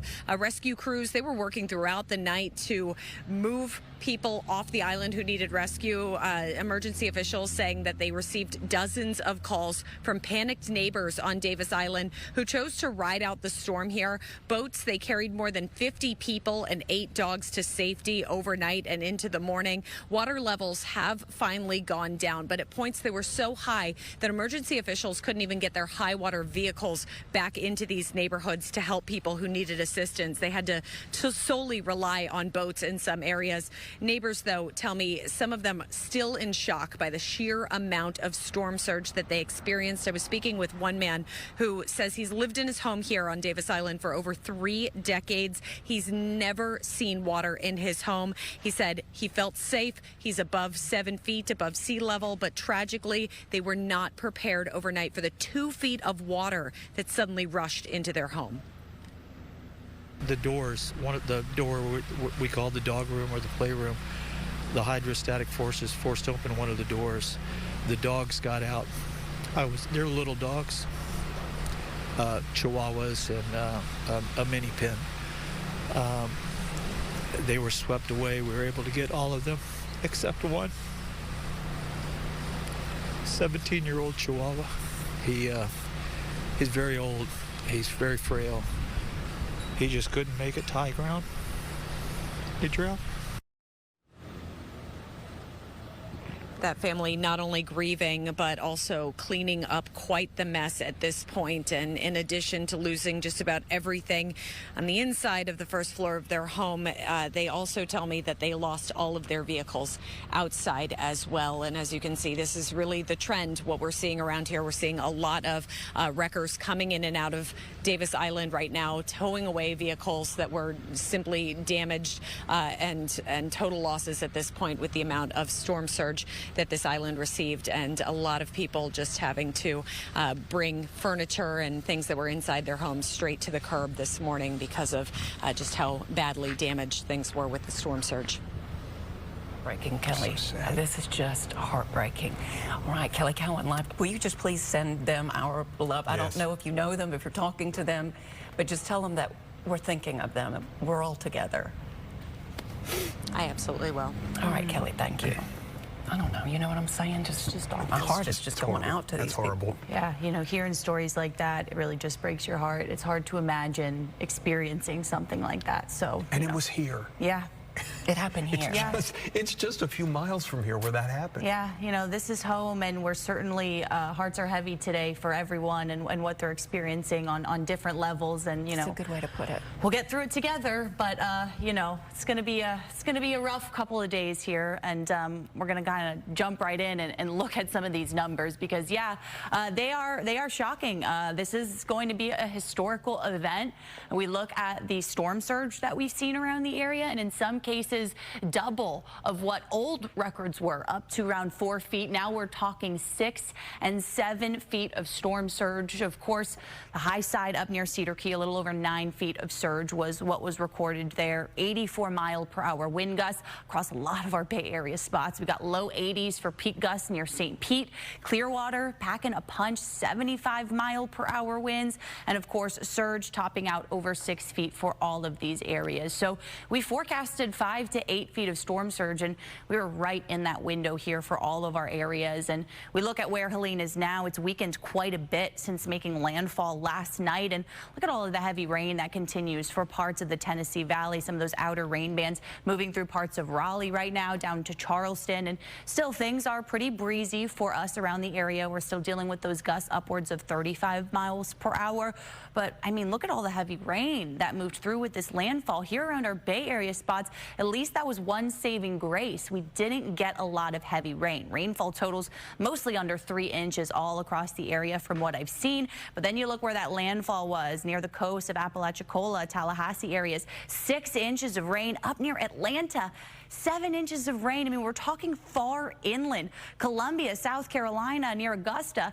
8 and 9 inches of rainfall over the last 24 hours. So gonna be an issue continuing for parts of those areas as we kind of play out the latest track map here. Winds have been downgraded even more in the 11 o'clock advisory. We now have 45-mile-per-hour winds, still in the tropical storm threshold. But look at how quickly this storm has picked up a lot of speed. Moving to the north right now, 32 miles per hour, and it's gonna kind of get caught up in the steering flow here. So as I play the track map, it's a little hard to see, and that's because it's really just going to kind of sit over the Tennessee Valley today through Saturday before we're all is said and done with this system. So it's going to be causing a lot of heavy rain for these areas. Let's look at our exclusive Fox model and kind of how it plays out. You can see where that center of circulation is painted right now, and watch what it does as we go through the day today. It kind of wobbles back to the west.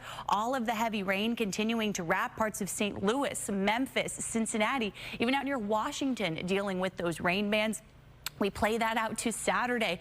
Not a lot of motion with this storm, but you can notice it is starting to weaken a little bit. Those rain bands and that field around that main storm really starting to kind of condense a little bit. So this will be post-tropical, likely later today, by tomorrow. But despite that, we're talking a lot of heavy rain, even into the Appalachians, the potential for some mudslides with very heavy rain coming down for some of those high elevation spots. As for us here, we still have some of that kind of moisture on the south side of that storm, but not too much in the way of rain for us today. We look ahead to Saturday morning, the potential for a couple of pockets of some heavier storms, maybe to the south of Tampa Bay, Sarasota, Manatee County, some of our inland spots. We'll see some of those storms. So that's going to be kind of the potential that we talk about moving forward. Of course, winds are still really elevated, really rough on our bay and inland waters. Those are going to calm down Saturday into Sunday as well. Temperatures in the upper 80s to low 90s. Jen? Val, thank you. You know, emergency crews are working the best they can to try and reopen the bridge. I know a lot of you are asking me, when are the bridges going to open? Not open just yet. Don't let this image deceive you. These are emergency crews driving over the Skyway Bridge, checking on the structural integrity of the bridge. So the Sunshine Skyway Bridge does remain closed on the north and southbound lanes this morning. And so does the Howard Franklin. And this image tells you why. This is from the Florida Highway Patrol. You can see part of the roadway is damaged, essentially buckled due to the weight of the water. So there's a lot of debris on the Howard Franklin as well. North and southbound lanes remain shut down on the Howard Franklin, on the Skyway Bridge, east and west along the Courtney Campbell. The only part of the bridge that is open is the Gandy Bridge westbound. Westbound into Pinellas is open. The eastbound lanes remain shut down. I don't want this map to overwhelm you. Just want to give you an idea of how much water is in the roadway and how many roads are closed because of it.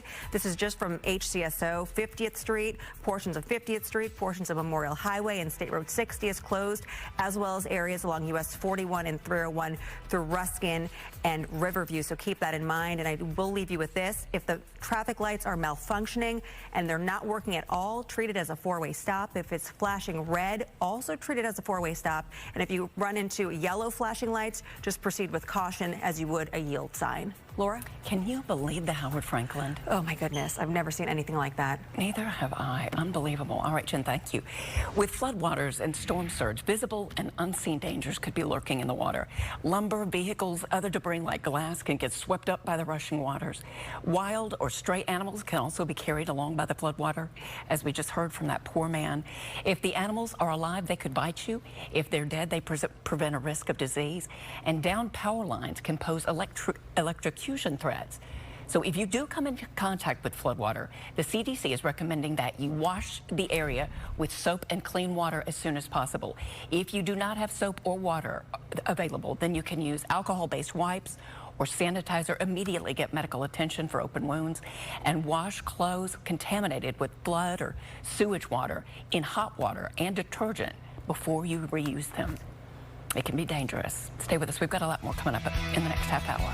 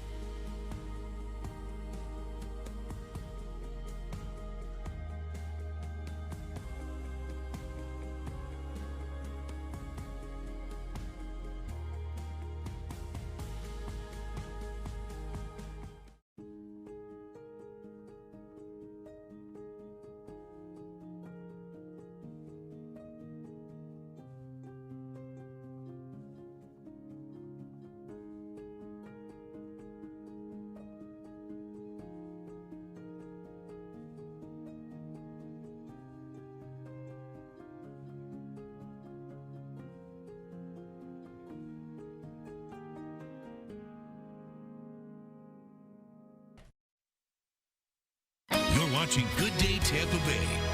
Well, as expected, coastal areas of Citrus County took it hard. Yeah, crews have been busy all night and really much of this morning with its rescue efforts. Fox 13's Evan Axelbank joins us live from Crystal River now. Evan, what's the status been there now? The water I see is still behind you. Yeah, so the water is still behind me, but without a doubt, it has gone down significantly than when we first got here. That island in the middle of the street was not visible when we got here. I do see most of it now. So that means the water is receding just a little bit. We also see lots more vehicles on the roads right now trying to get around town. These streets, though, are still very tough with Halls River Road. It wouldn't be easy to get through this unless you had a heavy-duty high vehicle. I do want to show you, though, take a look. New video. This is video that some neighbors have sent to me. They've gone back with some pickup trucks and some high-set vehicles, and my goodness, what a horrible situation this is here for these folks. There are lots of people in the parking lot who are behind me right now waiting in their vehicles. They parked here overnight. They still haven't been able to get back to their homes, and this is what they're going to find. They're going to find a horrible situation. Many of these homes are flooded out. This is an area that is used to flooding, But without any doubt, this is just about the worst they've ever seen, if not the worst they've ever seen. There are hundreds of people behind me still waiting to get back to their homes to find out how their belongings fared. So a terrible situation there. Laura and Russell, I have found out that the Citrus County Sheriff's Office has rescued about 100 people or so. So for the most part, they believe that most people obeyed their evacuation orders. At this point, I have not been able to confirm whether there have been any injuries or deaths associated with this storm surge, but they have had to rescue 100 people who did not make it out in time, and we certainly hope those people and their homes are as safe as can be. Absolutely, Evan. Our thoughts and prayers are with everyone this morning. This is hard to watch. All right, Evan Axelbank, thank you so much. You've done such a wonderful job. All right, let's get back to Pinellas County now. Big story is the massive flooding along the coast. Matt McClellan spent the last few hours in Palm Harbor and files this update. We were at the Ozona Shores Marina, and it is a lot to take in. This is Palm Harbor, by the way. And what we're going to show you now is what we would call a cluster of boats that crashed into each other. They were all docked, all anchored here at the marina overnight as Hurricane Helene bared down on west central Florida. And this over here to my left is the outcome. This is the result. I asked a nearby homeowner, boat owner along this road, how many boats do we see here? I said, is it 6, 8? I couldn't see as well as we can now. And he said, no, this is more like 40 to 60 boats that people will be having to assess damage on and even locate after this storm came through. You're going to see over here a tow company, private tow company out of Clearwater, towing each one of these boats one at a time. We're told that these towers are charging the marina up to $400 per hour per vessel. So it just gives you a snapshot of the money, of course, that is to be made after a disaster like this. Sadly, it's just a fact of the cleanup. For tow companies, also for roofers, for tree removal companies and other contractors, and we've seen all of them out across greater Pinellas today. We were in another part of Palm Harbor earlier on another marina where we saw more boats that had come onto shore. We were in Tarpon Springs earlier looking at the sponge docks and some of the iconic areas there where, again, you had standing water still hours after peak storm surge. A lot of cleanup yet to be made. But back here in Palm Harbor, Ozona Shores Marina, it is going to be a day of this right here. Let me show you one more time what we're looking at. 1, 2, 3, 4, a dozen boats just right here in my immediate sight. Another one is in somebody's backyard. We were able to see a portion of it. One of the boats, it was a Suzuki, I believe, between the shoulder on the road and somebody's front yard fence. So these vessels just landing all over the place. So on top of damage to people's homes, water, and other damage, you've got this all out here. So it is going to be a long road to recovery for folks in Palm Harbor for the rest of today and well into the weekend. Reporting from Ozona Shores Marina, Matthew McClellan, Fox 13 News. All right, stay with us. Be right back.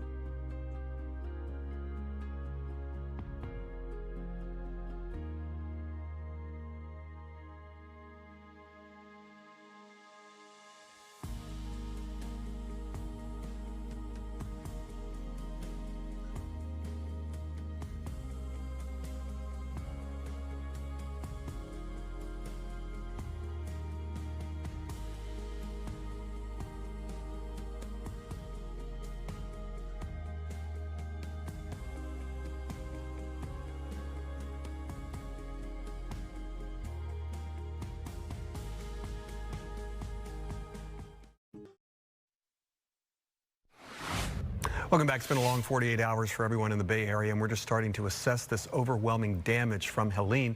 Let's get to Charlie Belcher. He's been monitoring the storm and the aftermath in Pasco County.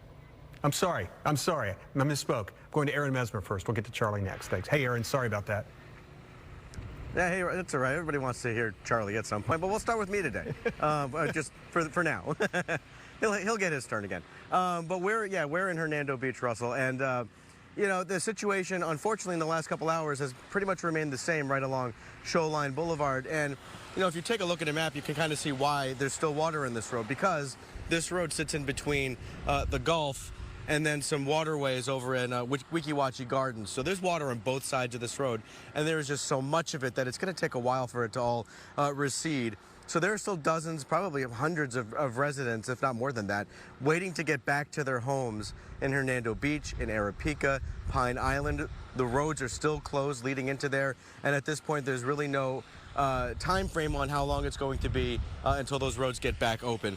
Now, I want to show you some video that we shot earlier today, and this will also show you why these roads are closed. There are at least 4 boats in the road in Shoreline Boulevard. So people can't get by until those boats get moved out of the way. As for the response, overnight emergency crews rescued 18 people. Crews also responded to 2 fires and then a 3rd fire that happened within the last couple of hours. We're told there have been no major injuries and no deaths here in Hernando County. And that's on top of about 450 to 500 calls that came in overnight. Sheriff Al Nienheid says, given all of that information, plus the impact of the devastating storm surge that came in overnight, he considers 18 rescues to be as close to a win as possible, given especially what the predictions and models were showing. We talked with a family a little bit ago who stuck it out overnight, who decided to stay in their homes. The home, they say, was a concrete block home that was elevated. They told me that their home still got about 4 to 5 feet of water in there. So that gives you some idea of how much water came into those coastal areas, that it was able to flood 4 to 5 feet of water into an elevated home. So you can only imagine what those folks who don't have an elevated home, whose homes sit on the ground, are going to experience once they get back to their houses. As for the power situation, 17,000 people, Duke Energy and Withlacoochee River Electric are without power.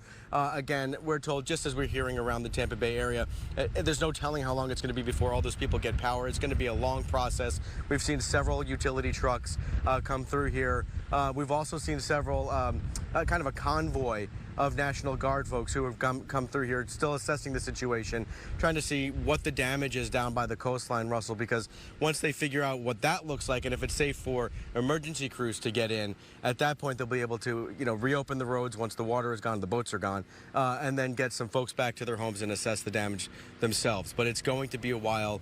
Again, you know, this is going to take days and weeks, even after folks are able to get there, to determine exactly how much was damaged and what's been lost due to this intense, massive storm.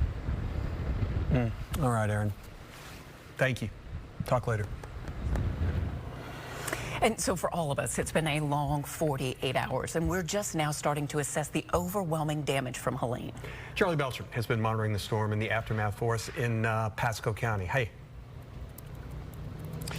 Good day to you, Russell and Laura. I'm in Newport Richey, right on U.S. Highway 19, and it is the west side of Highway 19 that really, as predicted, took the brunt of that storm surge. So a lot of roads still look like this, and this is actually an improvement.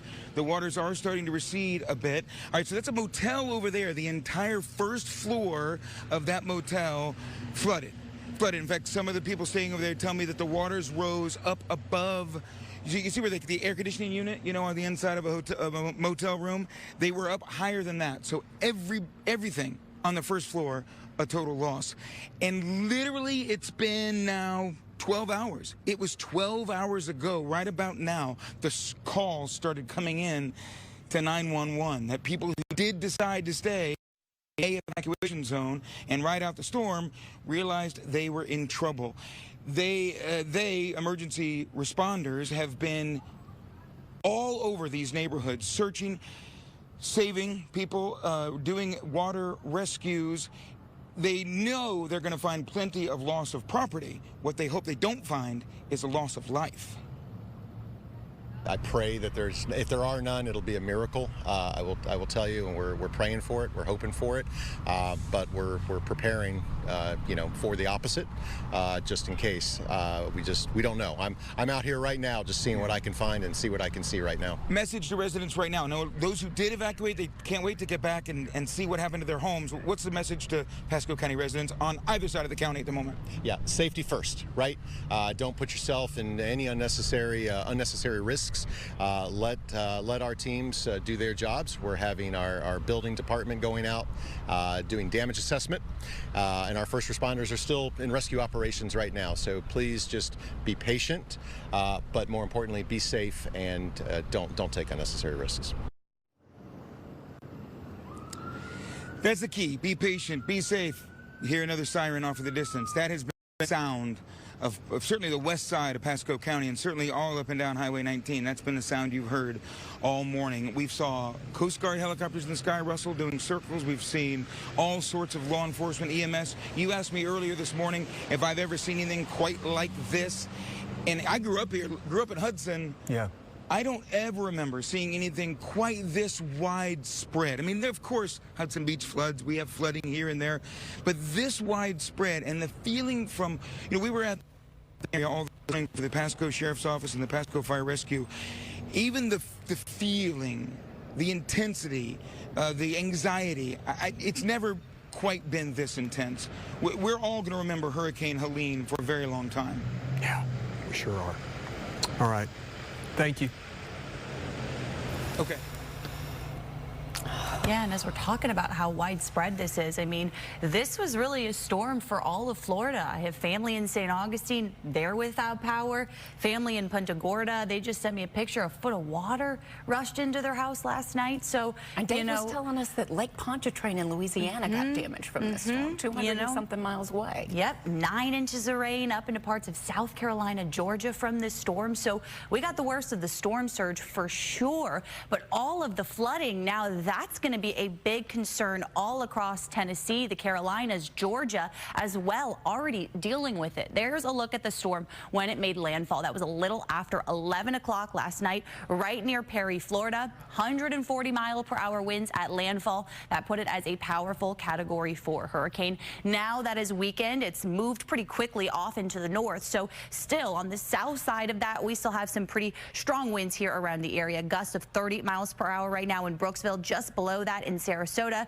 25-mile-per-hour gusts right now in Tampa as well. So a lot of the state still dealing with those gusts upwards of 30, 35 at times. So it's going to take a little bit of time for these winds to wind down. But as we turn to Sky Tower radar, at least not a lot in the way of rain out there. We've got a couple of areas that are kind of seeing some of these very weak bands moving through. So some light rain is going to be possible today, but we're not really talking about a big threat for storms. I think a couple more of those will be in place for Saturday as well as Sunday. So checking on tides now, that's going to be something we're closely watching as we're hoping that these water levels will recede. But Crystal River in particular, coming up on high tide there, or actually coming up on high tide there at about 12:30 this afternoon. Another high tide for Cedar Key, but that's not going to be into the early Friday morning hours. Clearwater just after 11 o'clock tonight hits that high tide. Sarasota early Friday morning as well. So as we kind of look at our rainfall totals here around the area, we didn't see too much. These spots right along the coast, mostly the yellow, orange colors there,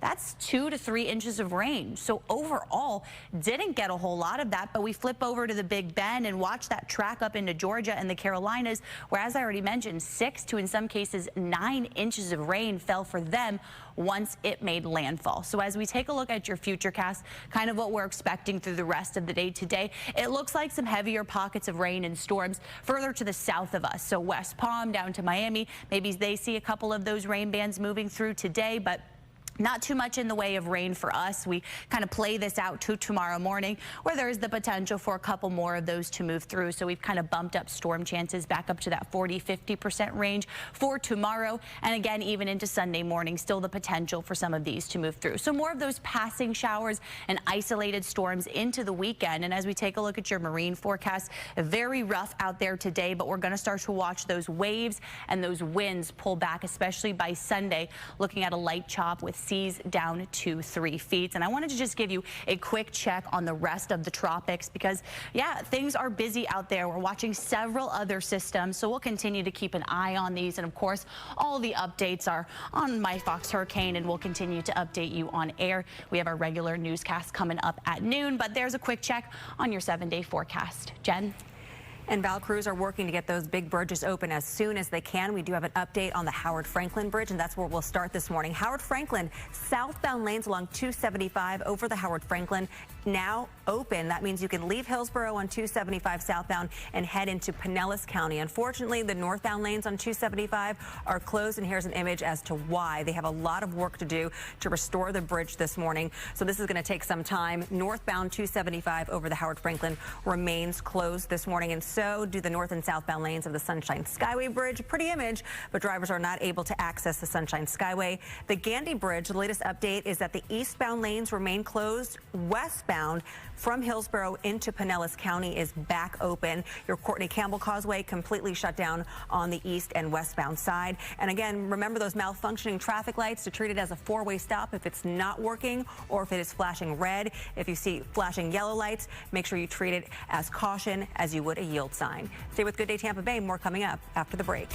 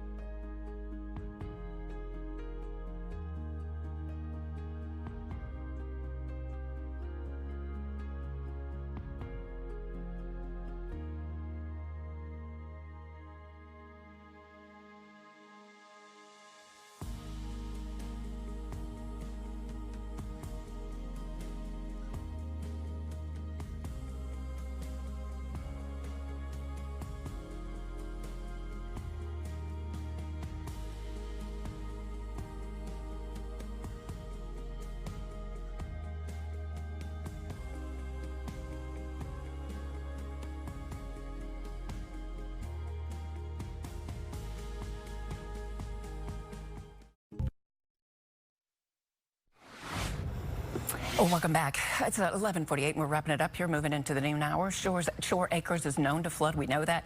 And once again, this community was hard hit by another storm. Fox 13's Craig Patrick has been monitoring the situation there. You hate it for these folks. Time and again, things flood. They knew this was coming, but to this level, I don't think any of us guessed. No, they didn't either. They expected flooding. They prepared for it. They had no idea it would be as extensive and widespread as it is. In fact, in the last hour, I told you that we met up with a drone photographer. He wanted to share some of his footage. We're going to show you some video from the air to give you a sense of the scale of the flooding in just a moment. But I want to start with Chris Clayton for his perspective, the drone operator, based on what he saw with his own eyes. Take a look. Oh, man, it looked like houses on rivers when there's not supposed to be a river there. So it's kind of just like the houses that are there are just islands, and they're not really, there's no roads or anything. So it kind of just looks like marsh, which, yeah, it's scary. For miles and miles. Yeah, for as far as y'all can see. And now here is some of that drone video that we can see. This would be the core of Shore Acres, and indeed it does go for miles, really well into the approach of downtown St. Petersburg and really approaching toward Riviera Bay to the north. This was very extensive. And keep in mind, when you see this, you may be wondering, well, why are we seeing so much flooding in the middle of Shore Acres?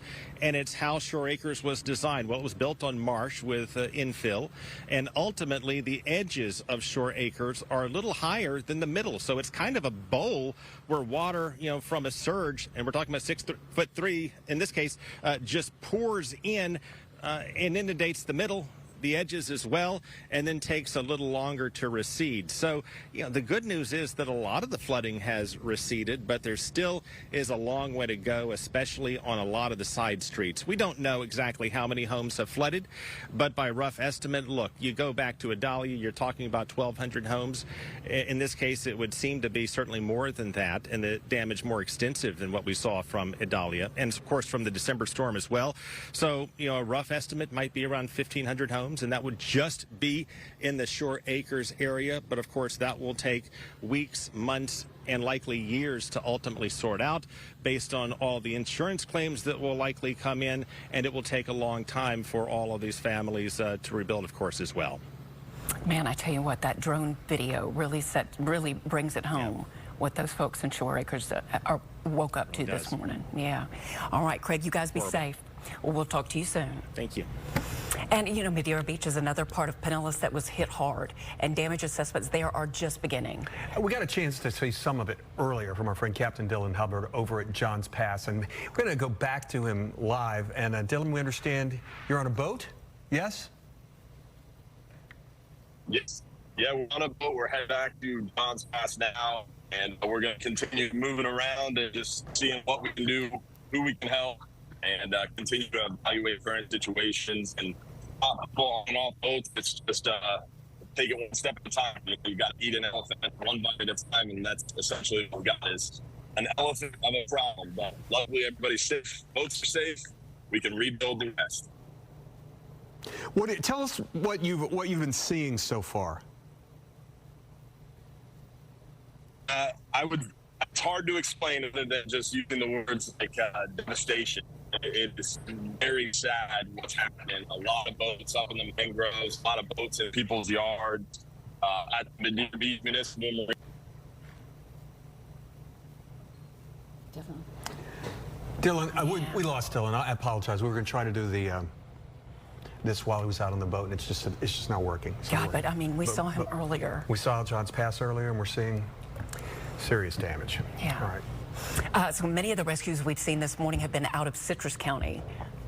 And they're still ongoing, mostly people who were trapped in their homes as the floodwaters rose. Our Regina Gonzalez has been following those stories and has a look at the flooding situation for us. Hey, good afternoon, everybody. Regina Gonzalez joining you from Crystal River as water rescues are actively underway. They've been underway since about 2 o'clock this morning. You could still see a lot of water sitting here along State Road 44, and FWC has airboats out there actually taking over for the Citrus County Sheriff's Office. A little earlier this morning, they actually relieved their crew because they had been doing rescues and response for about 24 hours. Now that it's daylight, you're really starting to see the damage and what Helene has done to this area. I do want to welcome in Alexandria Jenkins, who did have water in her home as well. Alexandria, can you tell us about your experience last night? Yes, ma'am. My stepson and my son had came home and said, Mom, it's flooding at Dylan's house. We need to, we're bringing him over here. I said, okay. So everyone was getting ready to lay back down. Well, I drove around. There was no water. His dad had called us, and his dad lives a couple streets in front of us, and said that the water's coming in really fast. You should get out of here. So I told my husband, Calvin, I said, maybe, it wasn't flooding. Let's go check it out. So we got in his truck because his truck is bigger than mine. When we got into the truck, and as soon as we hit the stop sign, the water started rushing in everywhere. So we drove around the block just to see if it was just water or if it was going to flood. By the time we hit the block and got to Martin Luther King and came back down to First Terrace, the water started coming and rushing in like flooding. And my mother and my brother is disabled, and my children were in the house, and my animals, so I had to get everybody out. And then my friend Katie Eaton came to our rescue and helped us have a place to shelter them, because our house is like 3 foot underwater. Oh my gosh, I'm so sorry. And I know that you guys said that you had stayed because it really hasn't come back this far, right? This is water from Kings Bay, which is a mile away. Yes, ma'am. It only came up to about right here on Martin Luther King, the last storm, but it never came to our house, which is on First Terrace. And it came all the way in. Our house is still underwater. What do you make of all of the water rescues that we've seen, children, pets? I mean, as a longtime resident, what are your thoughts? That I'm glad that we have great people in our community to help everybody out. Our sheriffs came to the rescue. We have good people in our community. The Bunch family is a great family. They're always there to help. The Bostic family, they're a great family. Everyone's here and helps everybody. And Alexandria, the most important thing is that you guys are all safe. So thank you so much for sharing your story with us. Thank you so much. Thank you for everything, and you guys stay safe. Oh, thanks. Thank you so much. Guys, we'll send it back to you in the studio. For now, I'm Regina Gonzalez reporting in Citrus County for Fox 13 News. Incredible job all morning long, Regina. And remember, for the latest on the aftermath of Helene, you can go to fox13news.com. Stay with us. We'll be right back.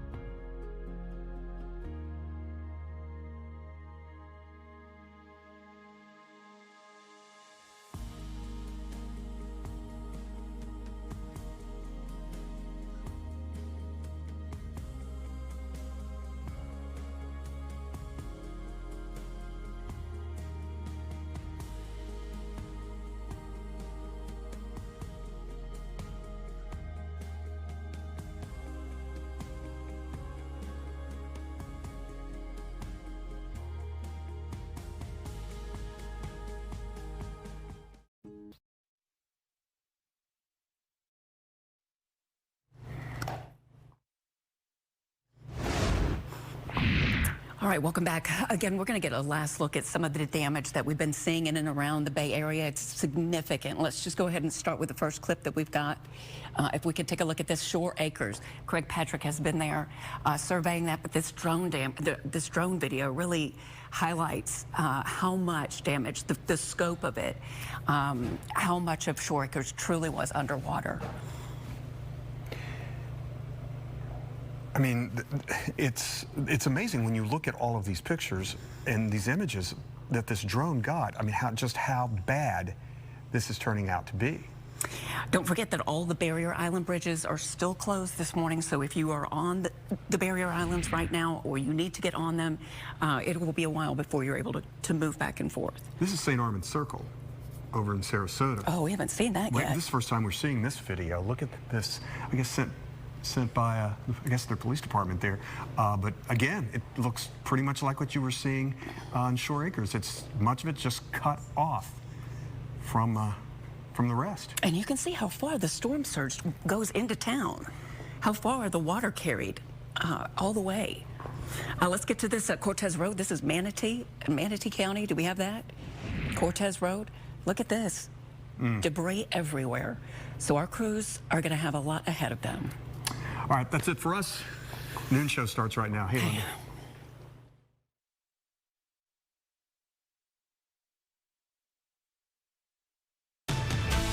From Tampa Bay's #1 news station, this is the Fox 13 News at Noon.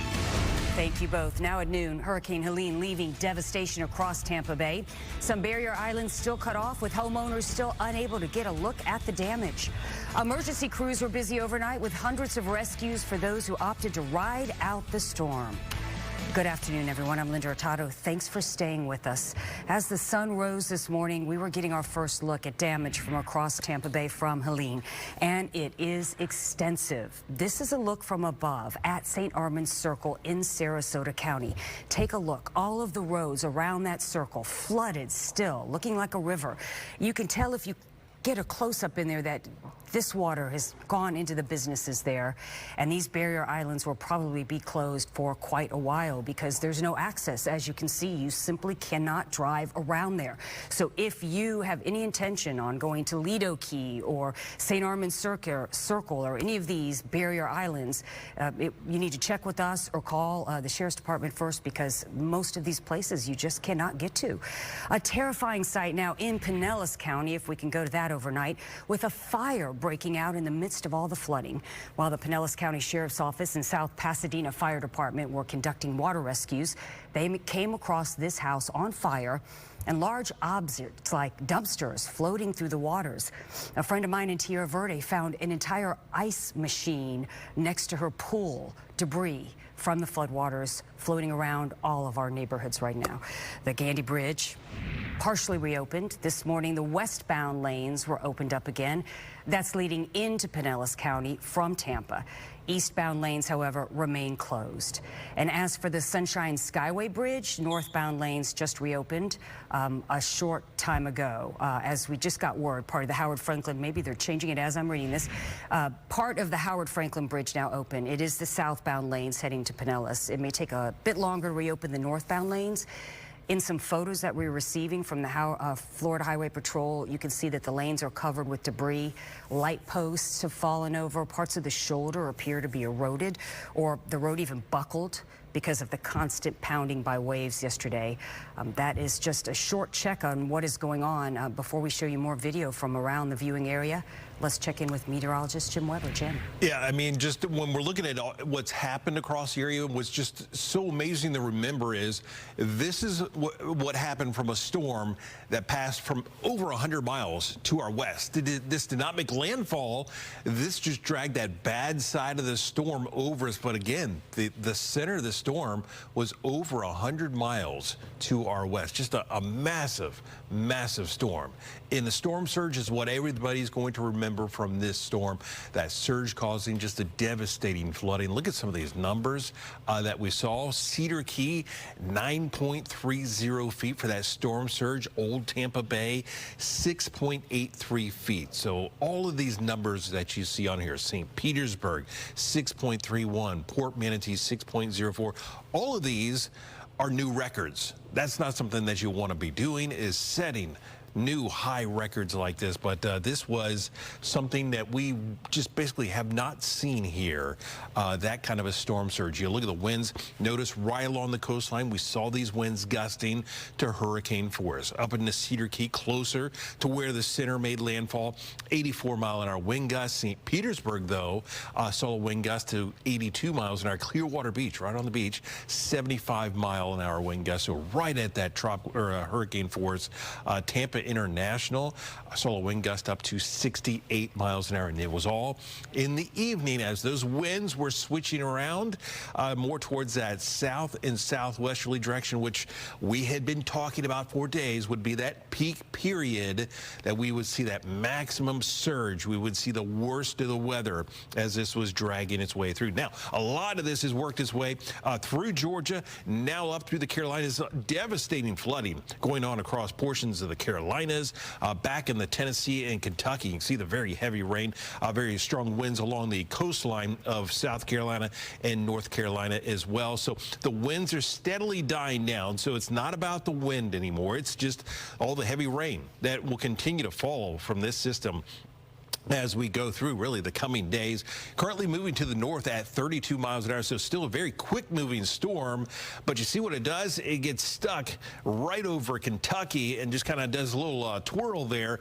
And what that's going to do is just continue to bring down torrential rain across Kentucky, Indiana, Ohio, back into the Carolinas and portions of Tennessee as we head through the weekend. Look at some of these rainfall totals as this made its way through the panhandle up into South Carolina, North Carolina. We have seen 8 to 9 inches of rain, so just really life-threatening rains happening up in this part of the Carolinas. We'll talk more about this. We'll talk about our own local forecast as we head through the weekend coming up in just a little bit, Linda. All right, Jim, thank you.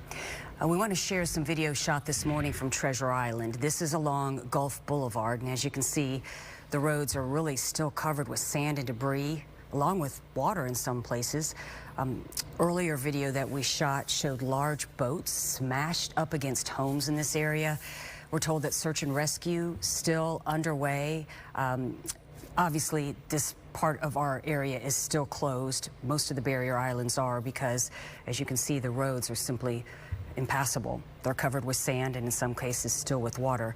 We will obviously keep you updated throughout the day on when bridges and the barrier islands reopen, but you can see why these are closed. At one point, water met water, and the roads going down the center were closed, flooded as well. Several deaths have now been linked to the storm. One happened last night here in Hillsborough County at I-4 and I-275 near Ybor City. We're told the person passed away after a road sign fell onto their car as they were driving. Emergency crews have since removed that sign, and they have not identified the victim yet. And that death was one of 2 that we know of so far here in Florida. Helene made landfall last night in Taylor County with maximum sustained winds of 140 miles per hour. And in his morning briefing in Tallahassee, Florida Governor Ron DeSantis says parts of the coast saw historic storm surge.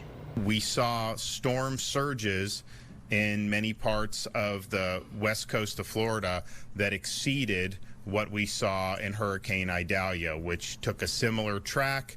It was similar strength, maybe a little bit weaker, but you are seeing significantly more storm surge in places like Tampa Bay. We also saw major storm surge, of course, in the Big Bend region.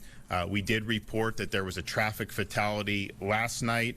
We also this morning can report that there's been another fatality reported in Dixie County due to a tree falling on the home during the storm. Well, imagine this.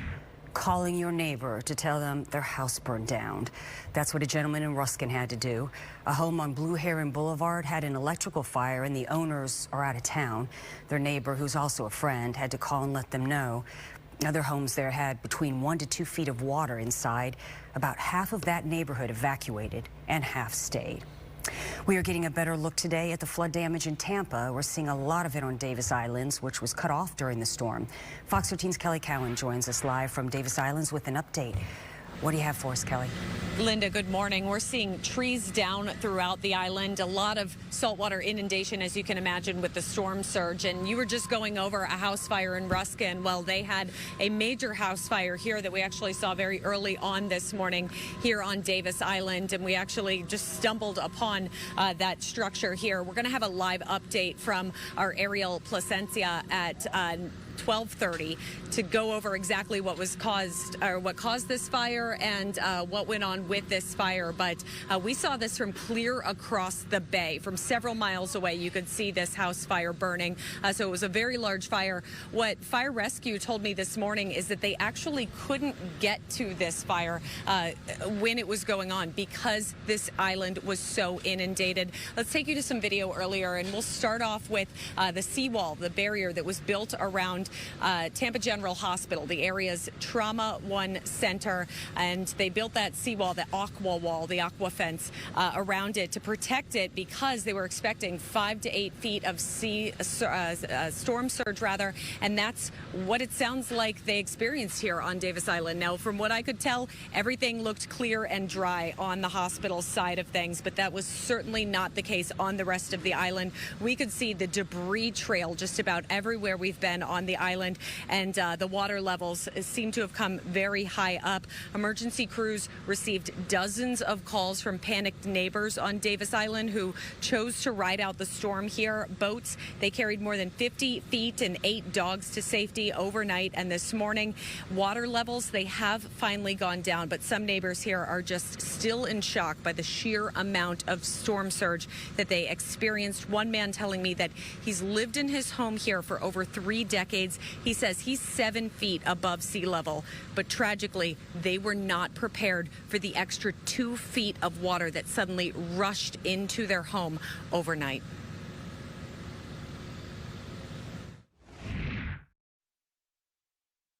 The doors, the door we called the dog room or the playroom, the hydrostatic forces forced open one of the doors. The dogs got out. They're little dogs, Chihuahuas and a mini pin. They were swept away. We were able to get all of them except one. 17-year-old Chihuahua. He's very old. He's very frail. He just couldn't make it to high ground. He drowned. Thomas and his family are grieving and cleaning up quite a mess, in addition to losing everything on the first floor of their home. Outside, they tell me that their vehicles are total losses as well, and we're seeing similar devastation throughout the island as people start to deal with the things inside their homes that just became horribly damaged or ruined by the floodwaters that came into their homes overnight. So across Davis Island right now, you're seeing all kinds of furniture on lawns brought out to the curbs. You're also seeing a lot of streets that are still unpassable. As you can see behind me, several trees did come down, even though wind not the major issue here. With all that inundation and the wind combined, they have a lot of things to clean up on this island. Yeah, Kelly, we're going to be seeing a lot of what's going on behind you right now. That gentleman, I guess, trying to probably get home, has to turn the truck around because there's just no way to get through. Everyone's going to have to be patient. I really feel bad for that family, too. You can replace property, but not a pet. All right, Kelly Cowan reporting live for us. Thank you. We have new video from Madeira Beach this afternoon. Florida Department of Transportation started rolling into the area to help with recovery and repairs. The barrier islands remain closed until further notice. County officials say 132 pump stations are not operational due to flooding or power outages. But in North and South County, the drinking water system is operational. However, the South County beach area is experiencing low pressure, so the county is asking residents to conserve water. And it wasn't just Madeira Beach. Much of Pinellas County dealing with massive flooding, and county officials say dispatchers received more than 7,000 911 calls for help in less than 24 hours. Fox 13's Matthew McClellan is live for us now in Palm Harbor. Matthew, the video and pictures you've been showing us all morning, I've never seen anything like it, and I've lived here almost 25 years. It is stunning. It is hard to find a comparison in recent memory. Earlier this morning, we were in Tarpon Springs showing you some of the immediate early morning, even before sunrise damage there. We've now moved to Palm Harbor, where we've spent the latter part of our morning. We're at Ozona Shores Marina in Palm Harbor. It's a well-known and well-loved area. And what you see behind me, this one boat, doesn't look too far out of place. But this is not where this boat is supposed to be. And if I get Sean to do just a 180 real quick, and then we'll come back to the center. But this boat yard, these boats were moved out of the marina for safety purposes, but they were not supposed to end up on top of each other as you see them here. So folks in this neighborhood, folks who dock their boats at this marina, they've been coming here all morning trying to locate and identify their boats if they can find them at all. And then here's the kind of crazy part is then you've got stuff like this. This boat turned over onto its side, clearly not where it belongs. This came over from the marina. The owners are just down from us standing on the bridge. Obviously, they are not in the mood to talk with us. I wouldn't be either.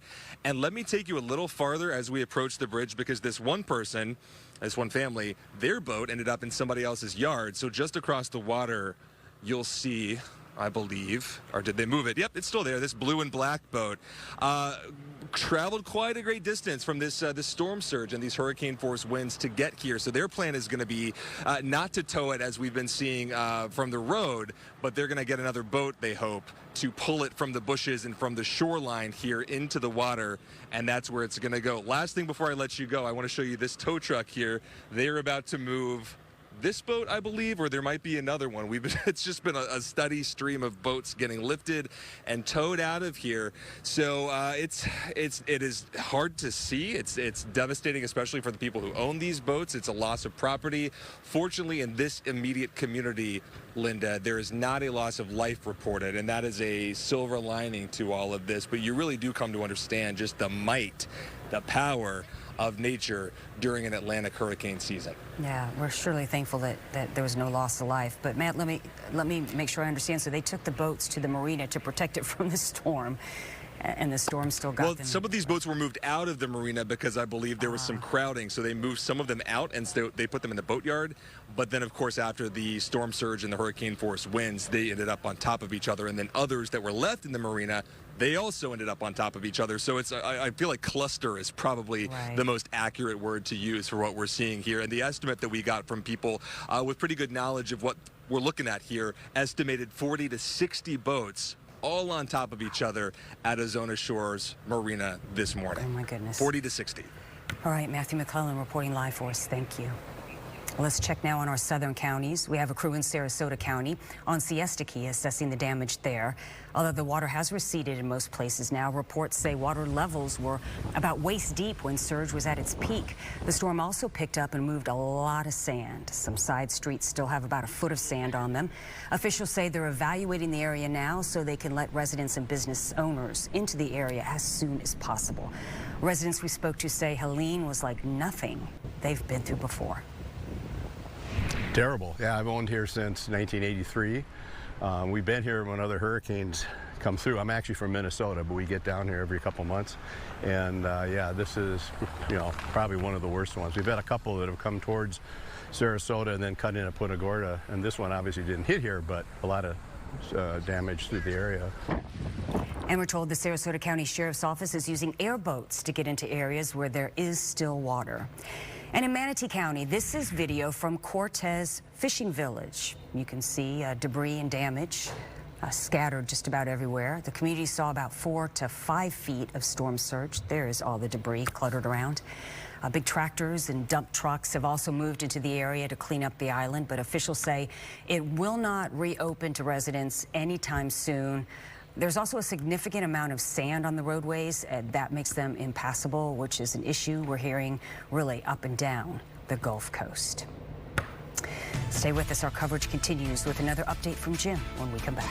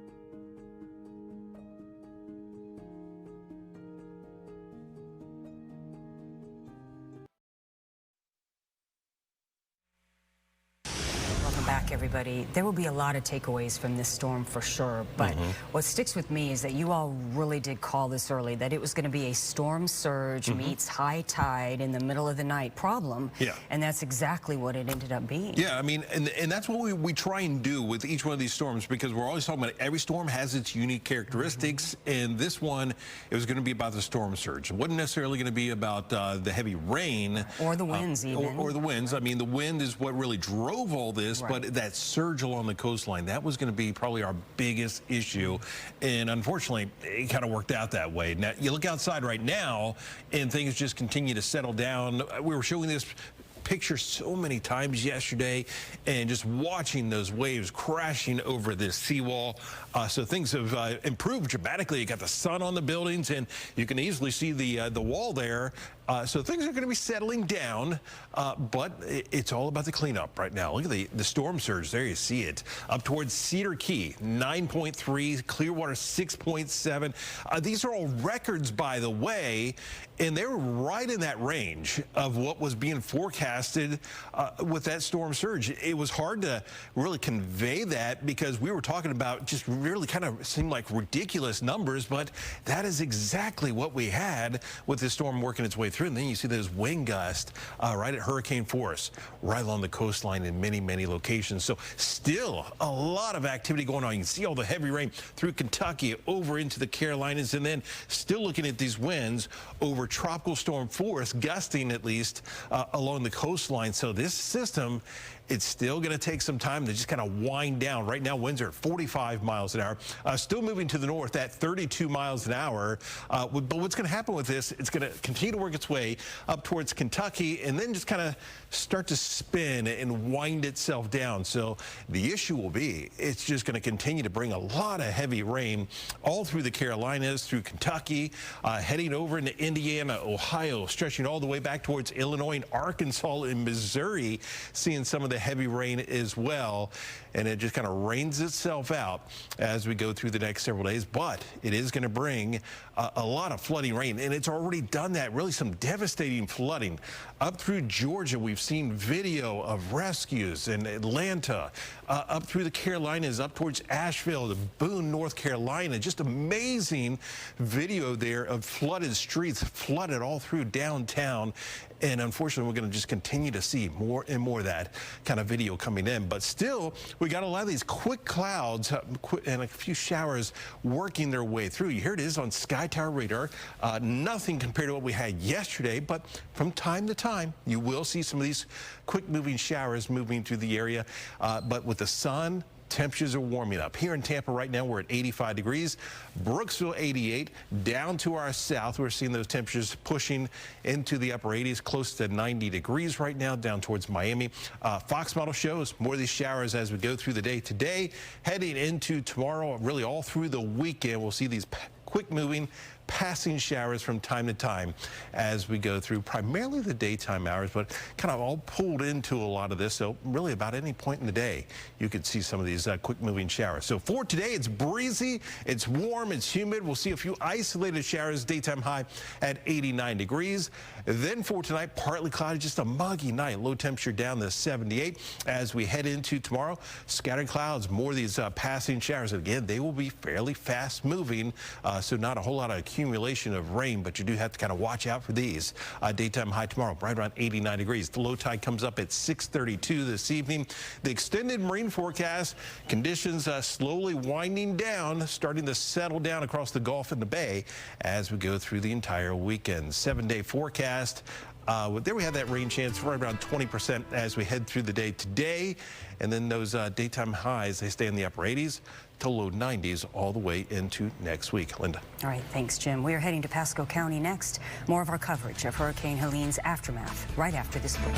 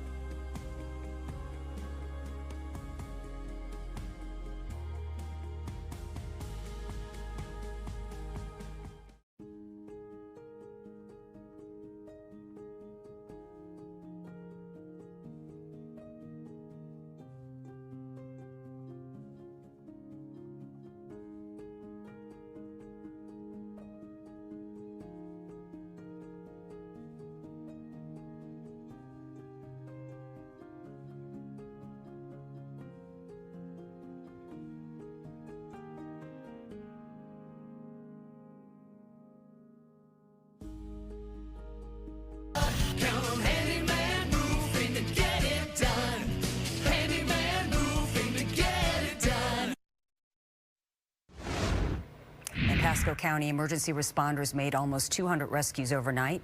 The sheriff says high water vehicles and first responders pushed through rising waters to pull people from their homes. One of the hardest hit neighborhoods along the coast in Pasco was Gulf Harbors. And Fox 13's Kylie joins us live from there with a look. Oh, I still see the water behind you, Kylie. Linda, yeah, still water behind me, but just a completely almost opposite scene of what we were dealing with last night. And the Pasco County Sheriff says he himself was out here in the Gulf Harbors neighborhood in chest deep water, pulling people from their homes. If you want to look behind me, though, still water about 10 feet from these homes. And actually, that palm tree right there is where the backyard is supposed to end. You can see, you can't really tell where the land ends and where the water starts here right now. Backyards are more of a lake than an actual backyard here. The water is still standing and, you know, a couple feet deep as you walk out towards the middle of that. And if you look at this home right here, if we zoom into this screened in, you know, sunroom porch area, you can see kind of that dirt line. That's the water line on this house. At least, you know, 2 feet of water was in this house. And this is really in the outskirts of the Gulf Harbors neighborhood. So if that gives you any indication of how much water got into this neighborhood. The house you're looking at right now, we talked to the renters who have been renting here only for a couple months. You can see from the roof down to the bottom there is damage. We actually want to give you a look from the front of the house right now. You can see the water line there. Again, several feet of water was inside that home. This family thankfully evacuated, but they came back this morning, opened the door, and the furniture was moving around. It was hard to tell, you know, what room was what in the house. The furniture was tipped over. The refrigerator was tipped over. You know, they are just really kind of shell-shocked at this point, but here's what he had to say. And as we walk into our home, our whole entire home is completely ruined. The couches, the beds, the clothing. We pretty much got mostly new stuff in here because we just moved here 3 months ago. And everything is just completely done. Yeah, and this is really just the beginning of picking up the pieces and recovering for so many people in this neighborhood and all along the coast. This family here, devastated, of course, still trying to wrap their minds around it. But, you know, their big takeaway from all of this is that these are just material things and they're all safe and have each other. And that's just been the resounding message this week, is that you can't replace a life, Linda. Well, that's absolutely right. But I got to tell you, Kylie, I just felt that moment with Mr. Gully, is that his name? When you showed that video inside the house, I felt like I was right there with him, and you could just feel the weight, you know? So we wish him and his family the best. Thanks, Kylie. Much more to come in our next half hour, including a look at what Helene is doing in Georgia and the Carolinas. Stay with us.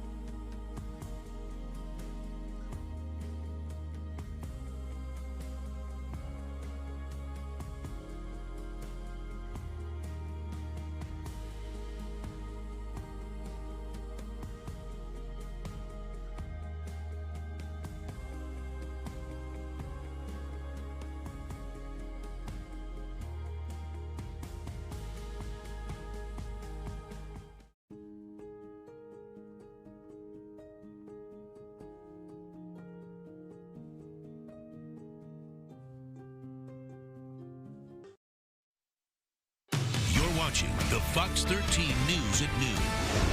Helene may be weakening, but it's still dropping heavy rain across the southeast. Emergency crews are working across the region to rescue people trapped in floodwater. Fox's Rebecca Castor has more from Tallahassee. Rebecca, what are you seeing there this morning?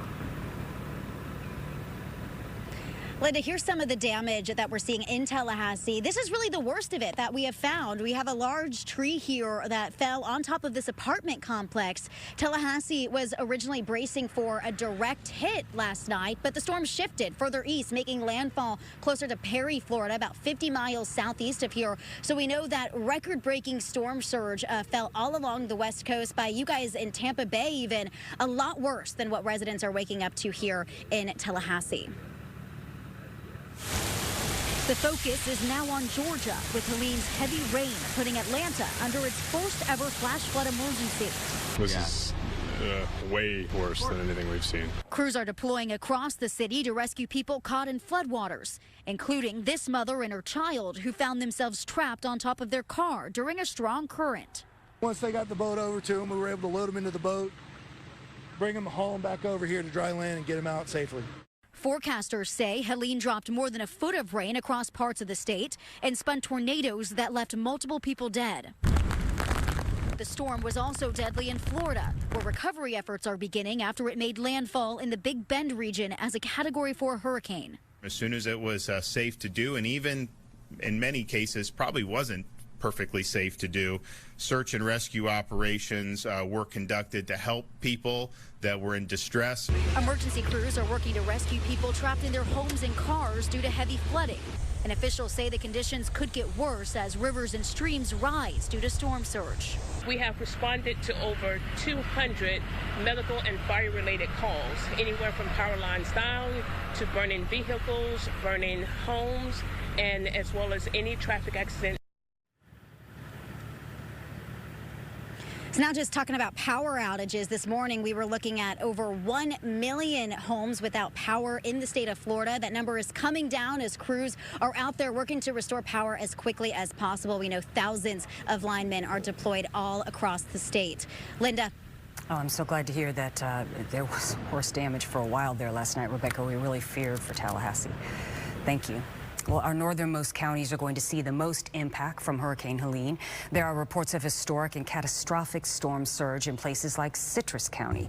Fox 13's Evan Axelbank is in Homosassa. Evan, what can you tell us? Yeah, I mean, I'm here on Halls River Road right now, and it's still a very difficult situation here. The water on the road behind me is just simply too difficult for any small or even medium-sized cars to get through. So people are still waiting to get into their homes. Take a look at what they're going to find. It's going to be rough. We have some video to show you. Take a look. This is what people are finding in the neighborhoods that are behind me here and just off of Halls River Road.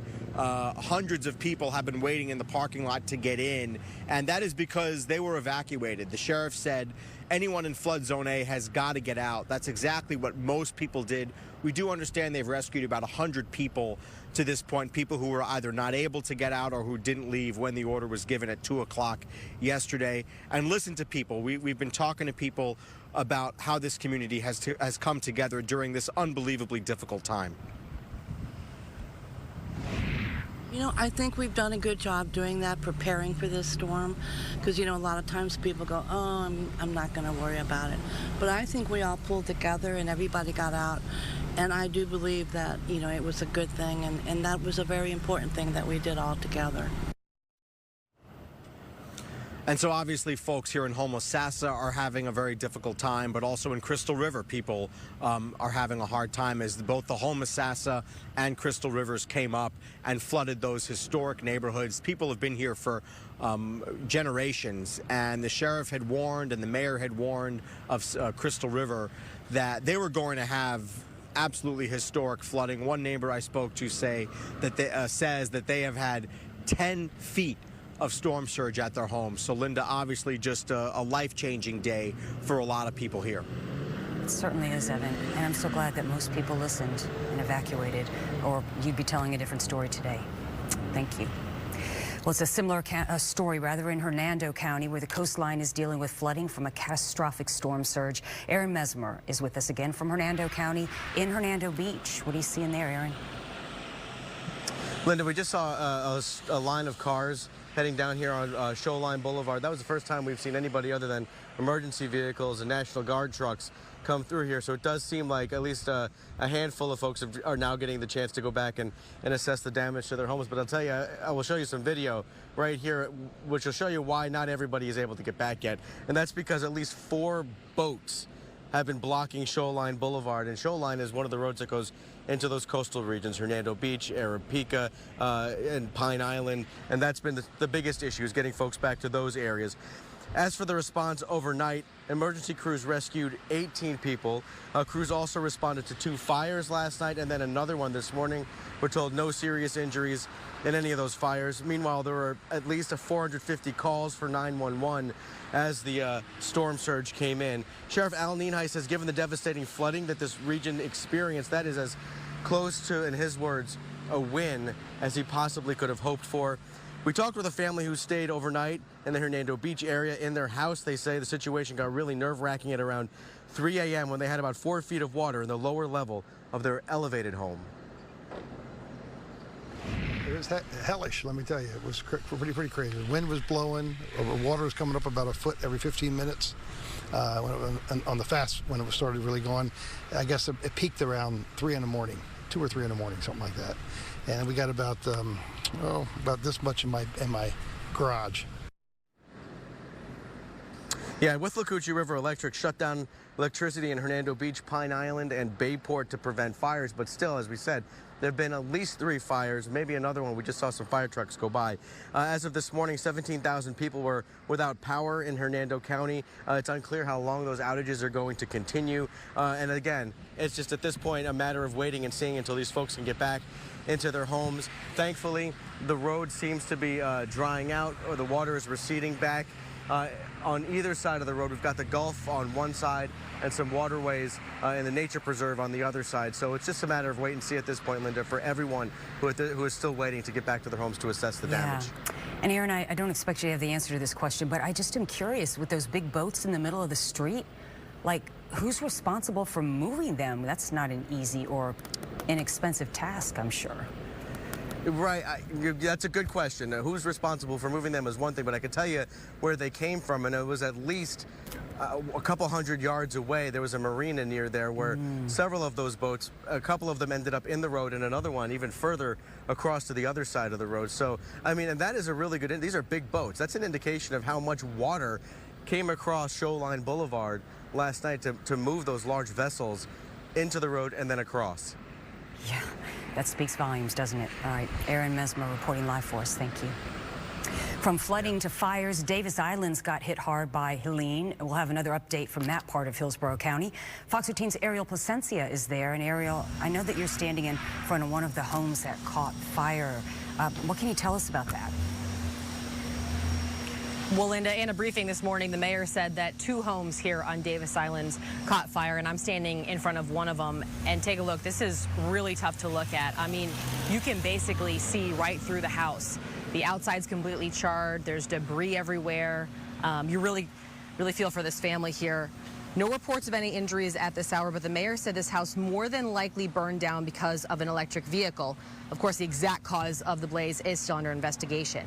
Now, the mayor said she flew over Davis Islands with Tampa police this morning. Take a look at this video. This is what it looked like. Pretty much every street underwater. So many residents that we talked to this morning who have lived here for a really long time said they have never seen flooding like this before. Here's what the mayor had to say about the house that caught fire, possibly from an electric vehicle. I saw that home from the helicopter, and there's one wall left. So it's very, very tragic. Fortunately, no one was hurt. But even the scooters, we've had so many reports of those scooters that are hitting the water, and those batteries are exploding. Now, as we were driving around Davis Islands, we saw an electric vehicle that neighbors told us caught fire, completely separate from where I am right now. The owner there said that thankfully nobody was hurt. The home itself did not catch fire, but as you can see, that vehicle is completely damaged. Now, back here on scene to this house fire. Again, one last look. You can see right through it. All the windows are completely blown out. Debris everywhere. Garage door completely broken. The basketball hoop is on its side. The cause of this fire is still under investigation, of course, but the mayor again saying that it more than likely was due to an electric vehicle. We'll have more updates on this coming up tonight starting at 4 o'clock, Linda. Yeah, well, first our thoughts go out to that family for sure, but I think after the storm, Ariel, too, people may have to reassess what to do with electric vehicles, scooters, and such when a storm approaches. That may be one of the lessons of this storm. Ariel Placencia reporting live for us. Thank you. And the latest on the storm, its track and its aftermath is next.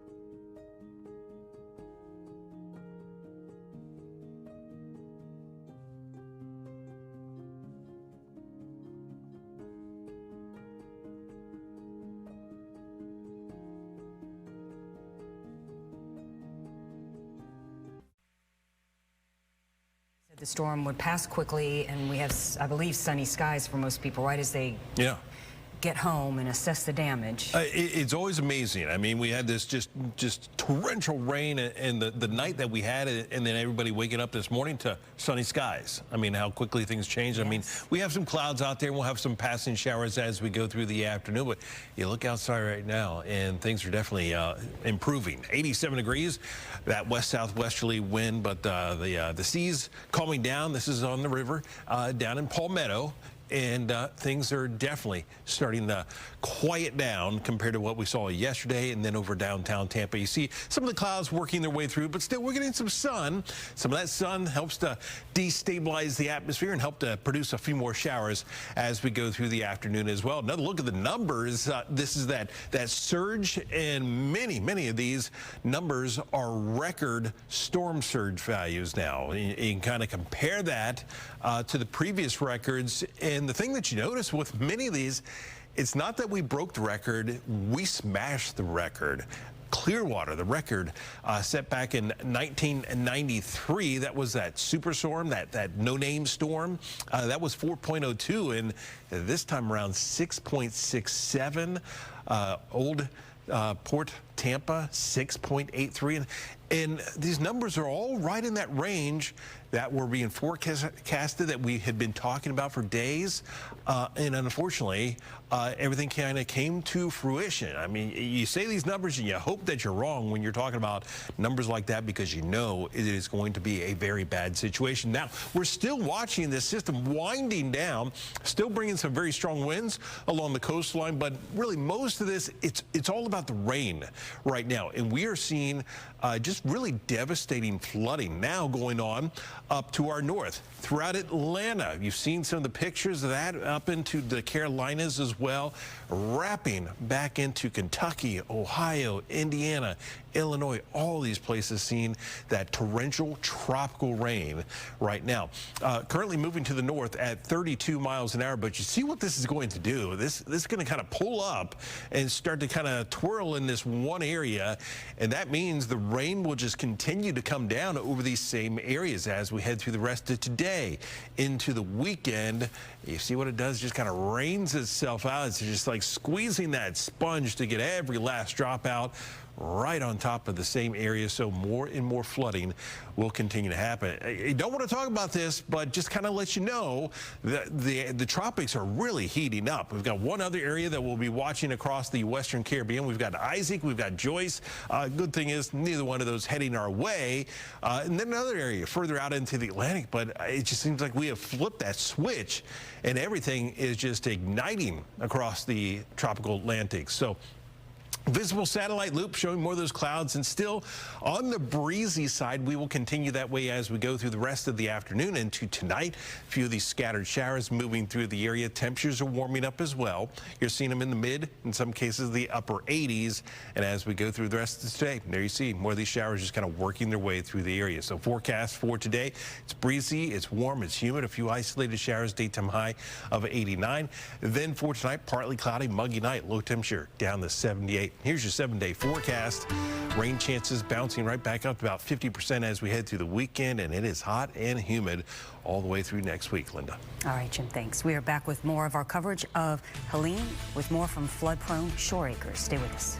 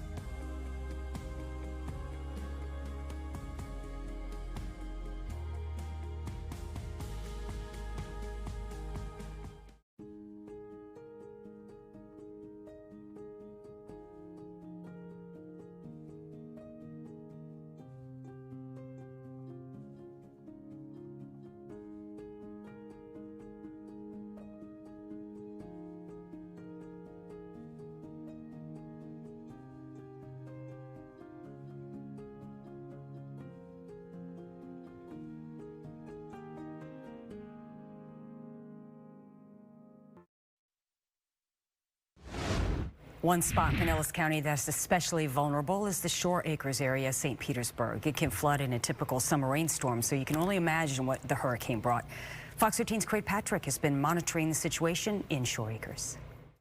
Well, I moved to St. Petersburg 26 years ago, have seen a number of flooding events along the way, but have seen nothing of this magnitude and of this scale. And though a lot of the floodwaters have receded, we still clearly see the dangers that still exist.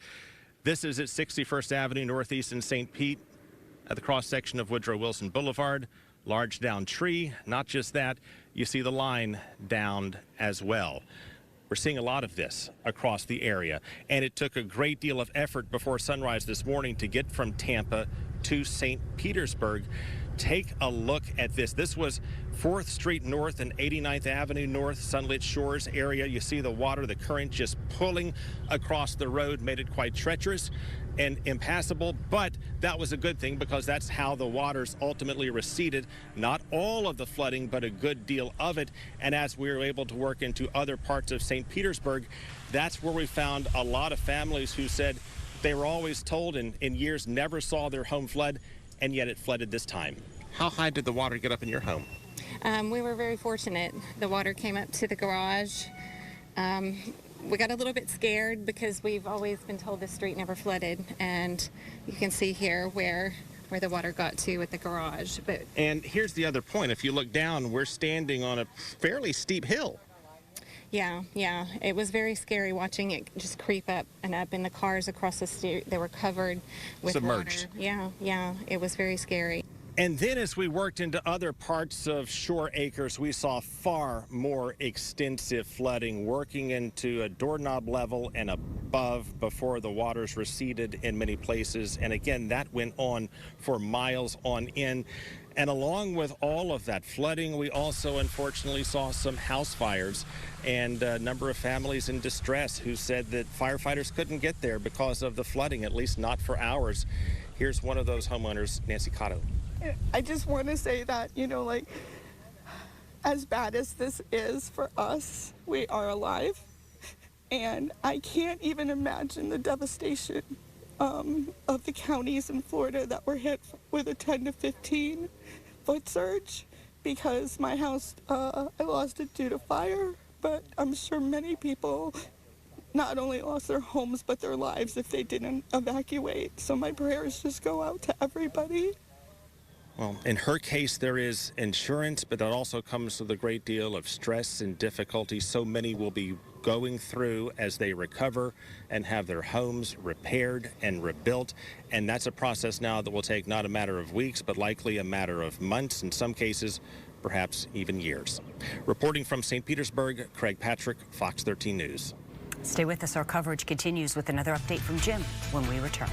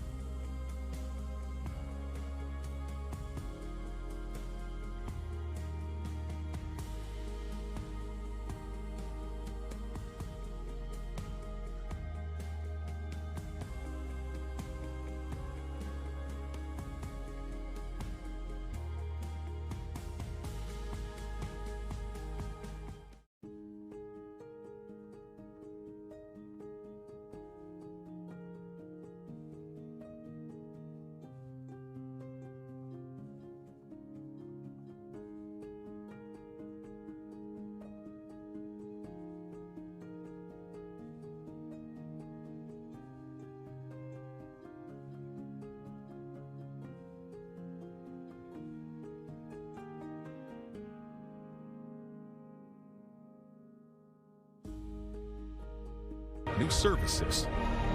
A new destination for sport right here in Tampa.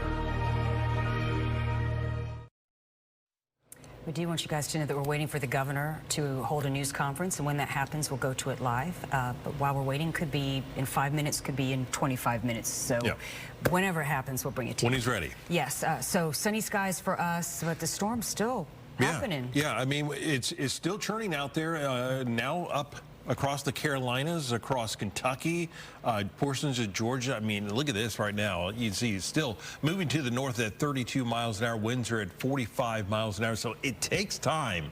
I mean, remember, we talked about how big this storm was. A big storm takes some time to crank that up and get all that energy going. It takes a while to churn everything down. But as we go through the next couple of days, you see what happens. It just kind of gets stuck right over Kentucky. And this is going to bring just torrential rain. Kentucky, the Carolinas, up through Indiana, Ohio as well. Now, for us, we just continue to see a few scattered showers working their way through. It's still on the breezy side.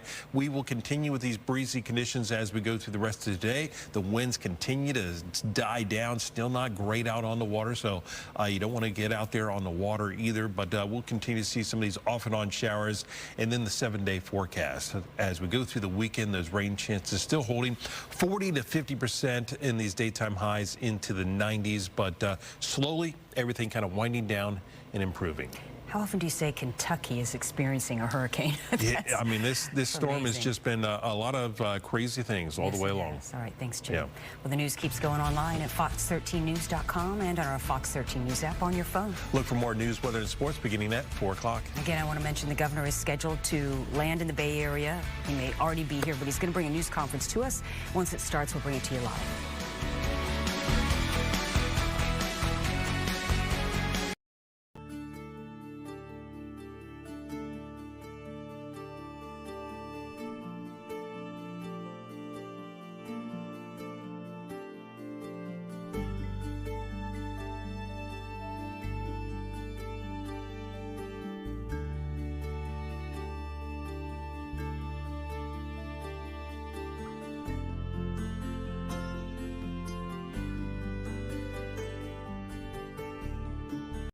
Are still closed this morning, so if you are on the barrier islands right now or you need to get on them, it will be a while before you're able to move back and forth. This is St. Armand Circle over in Sarasota. Oh, we haven't seen that yet. This is the first time we're seeing this video. Look at this.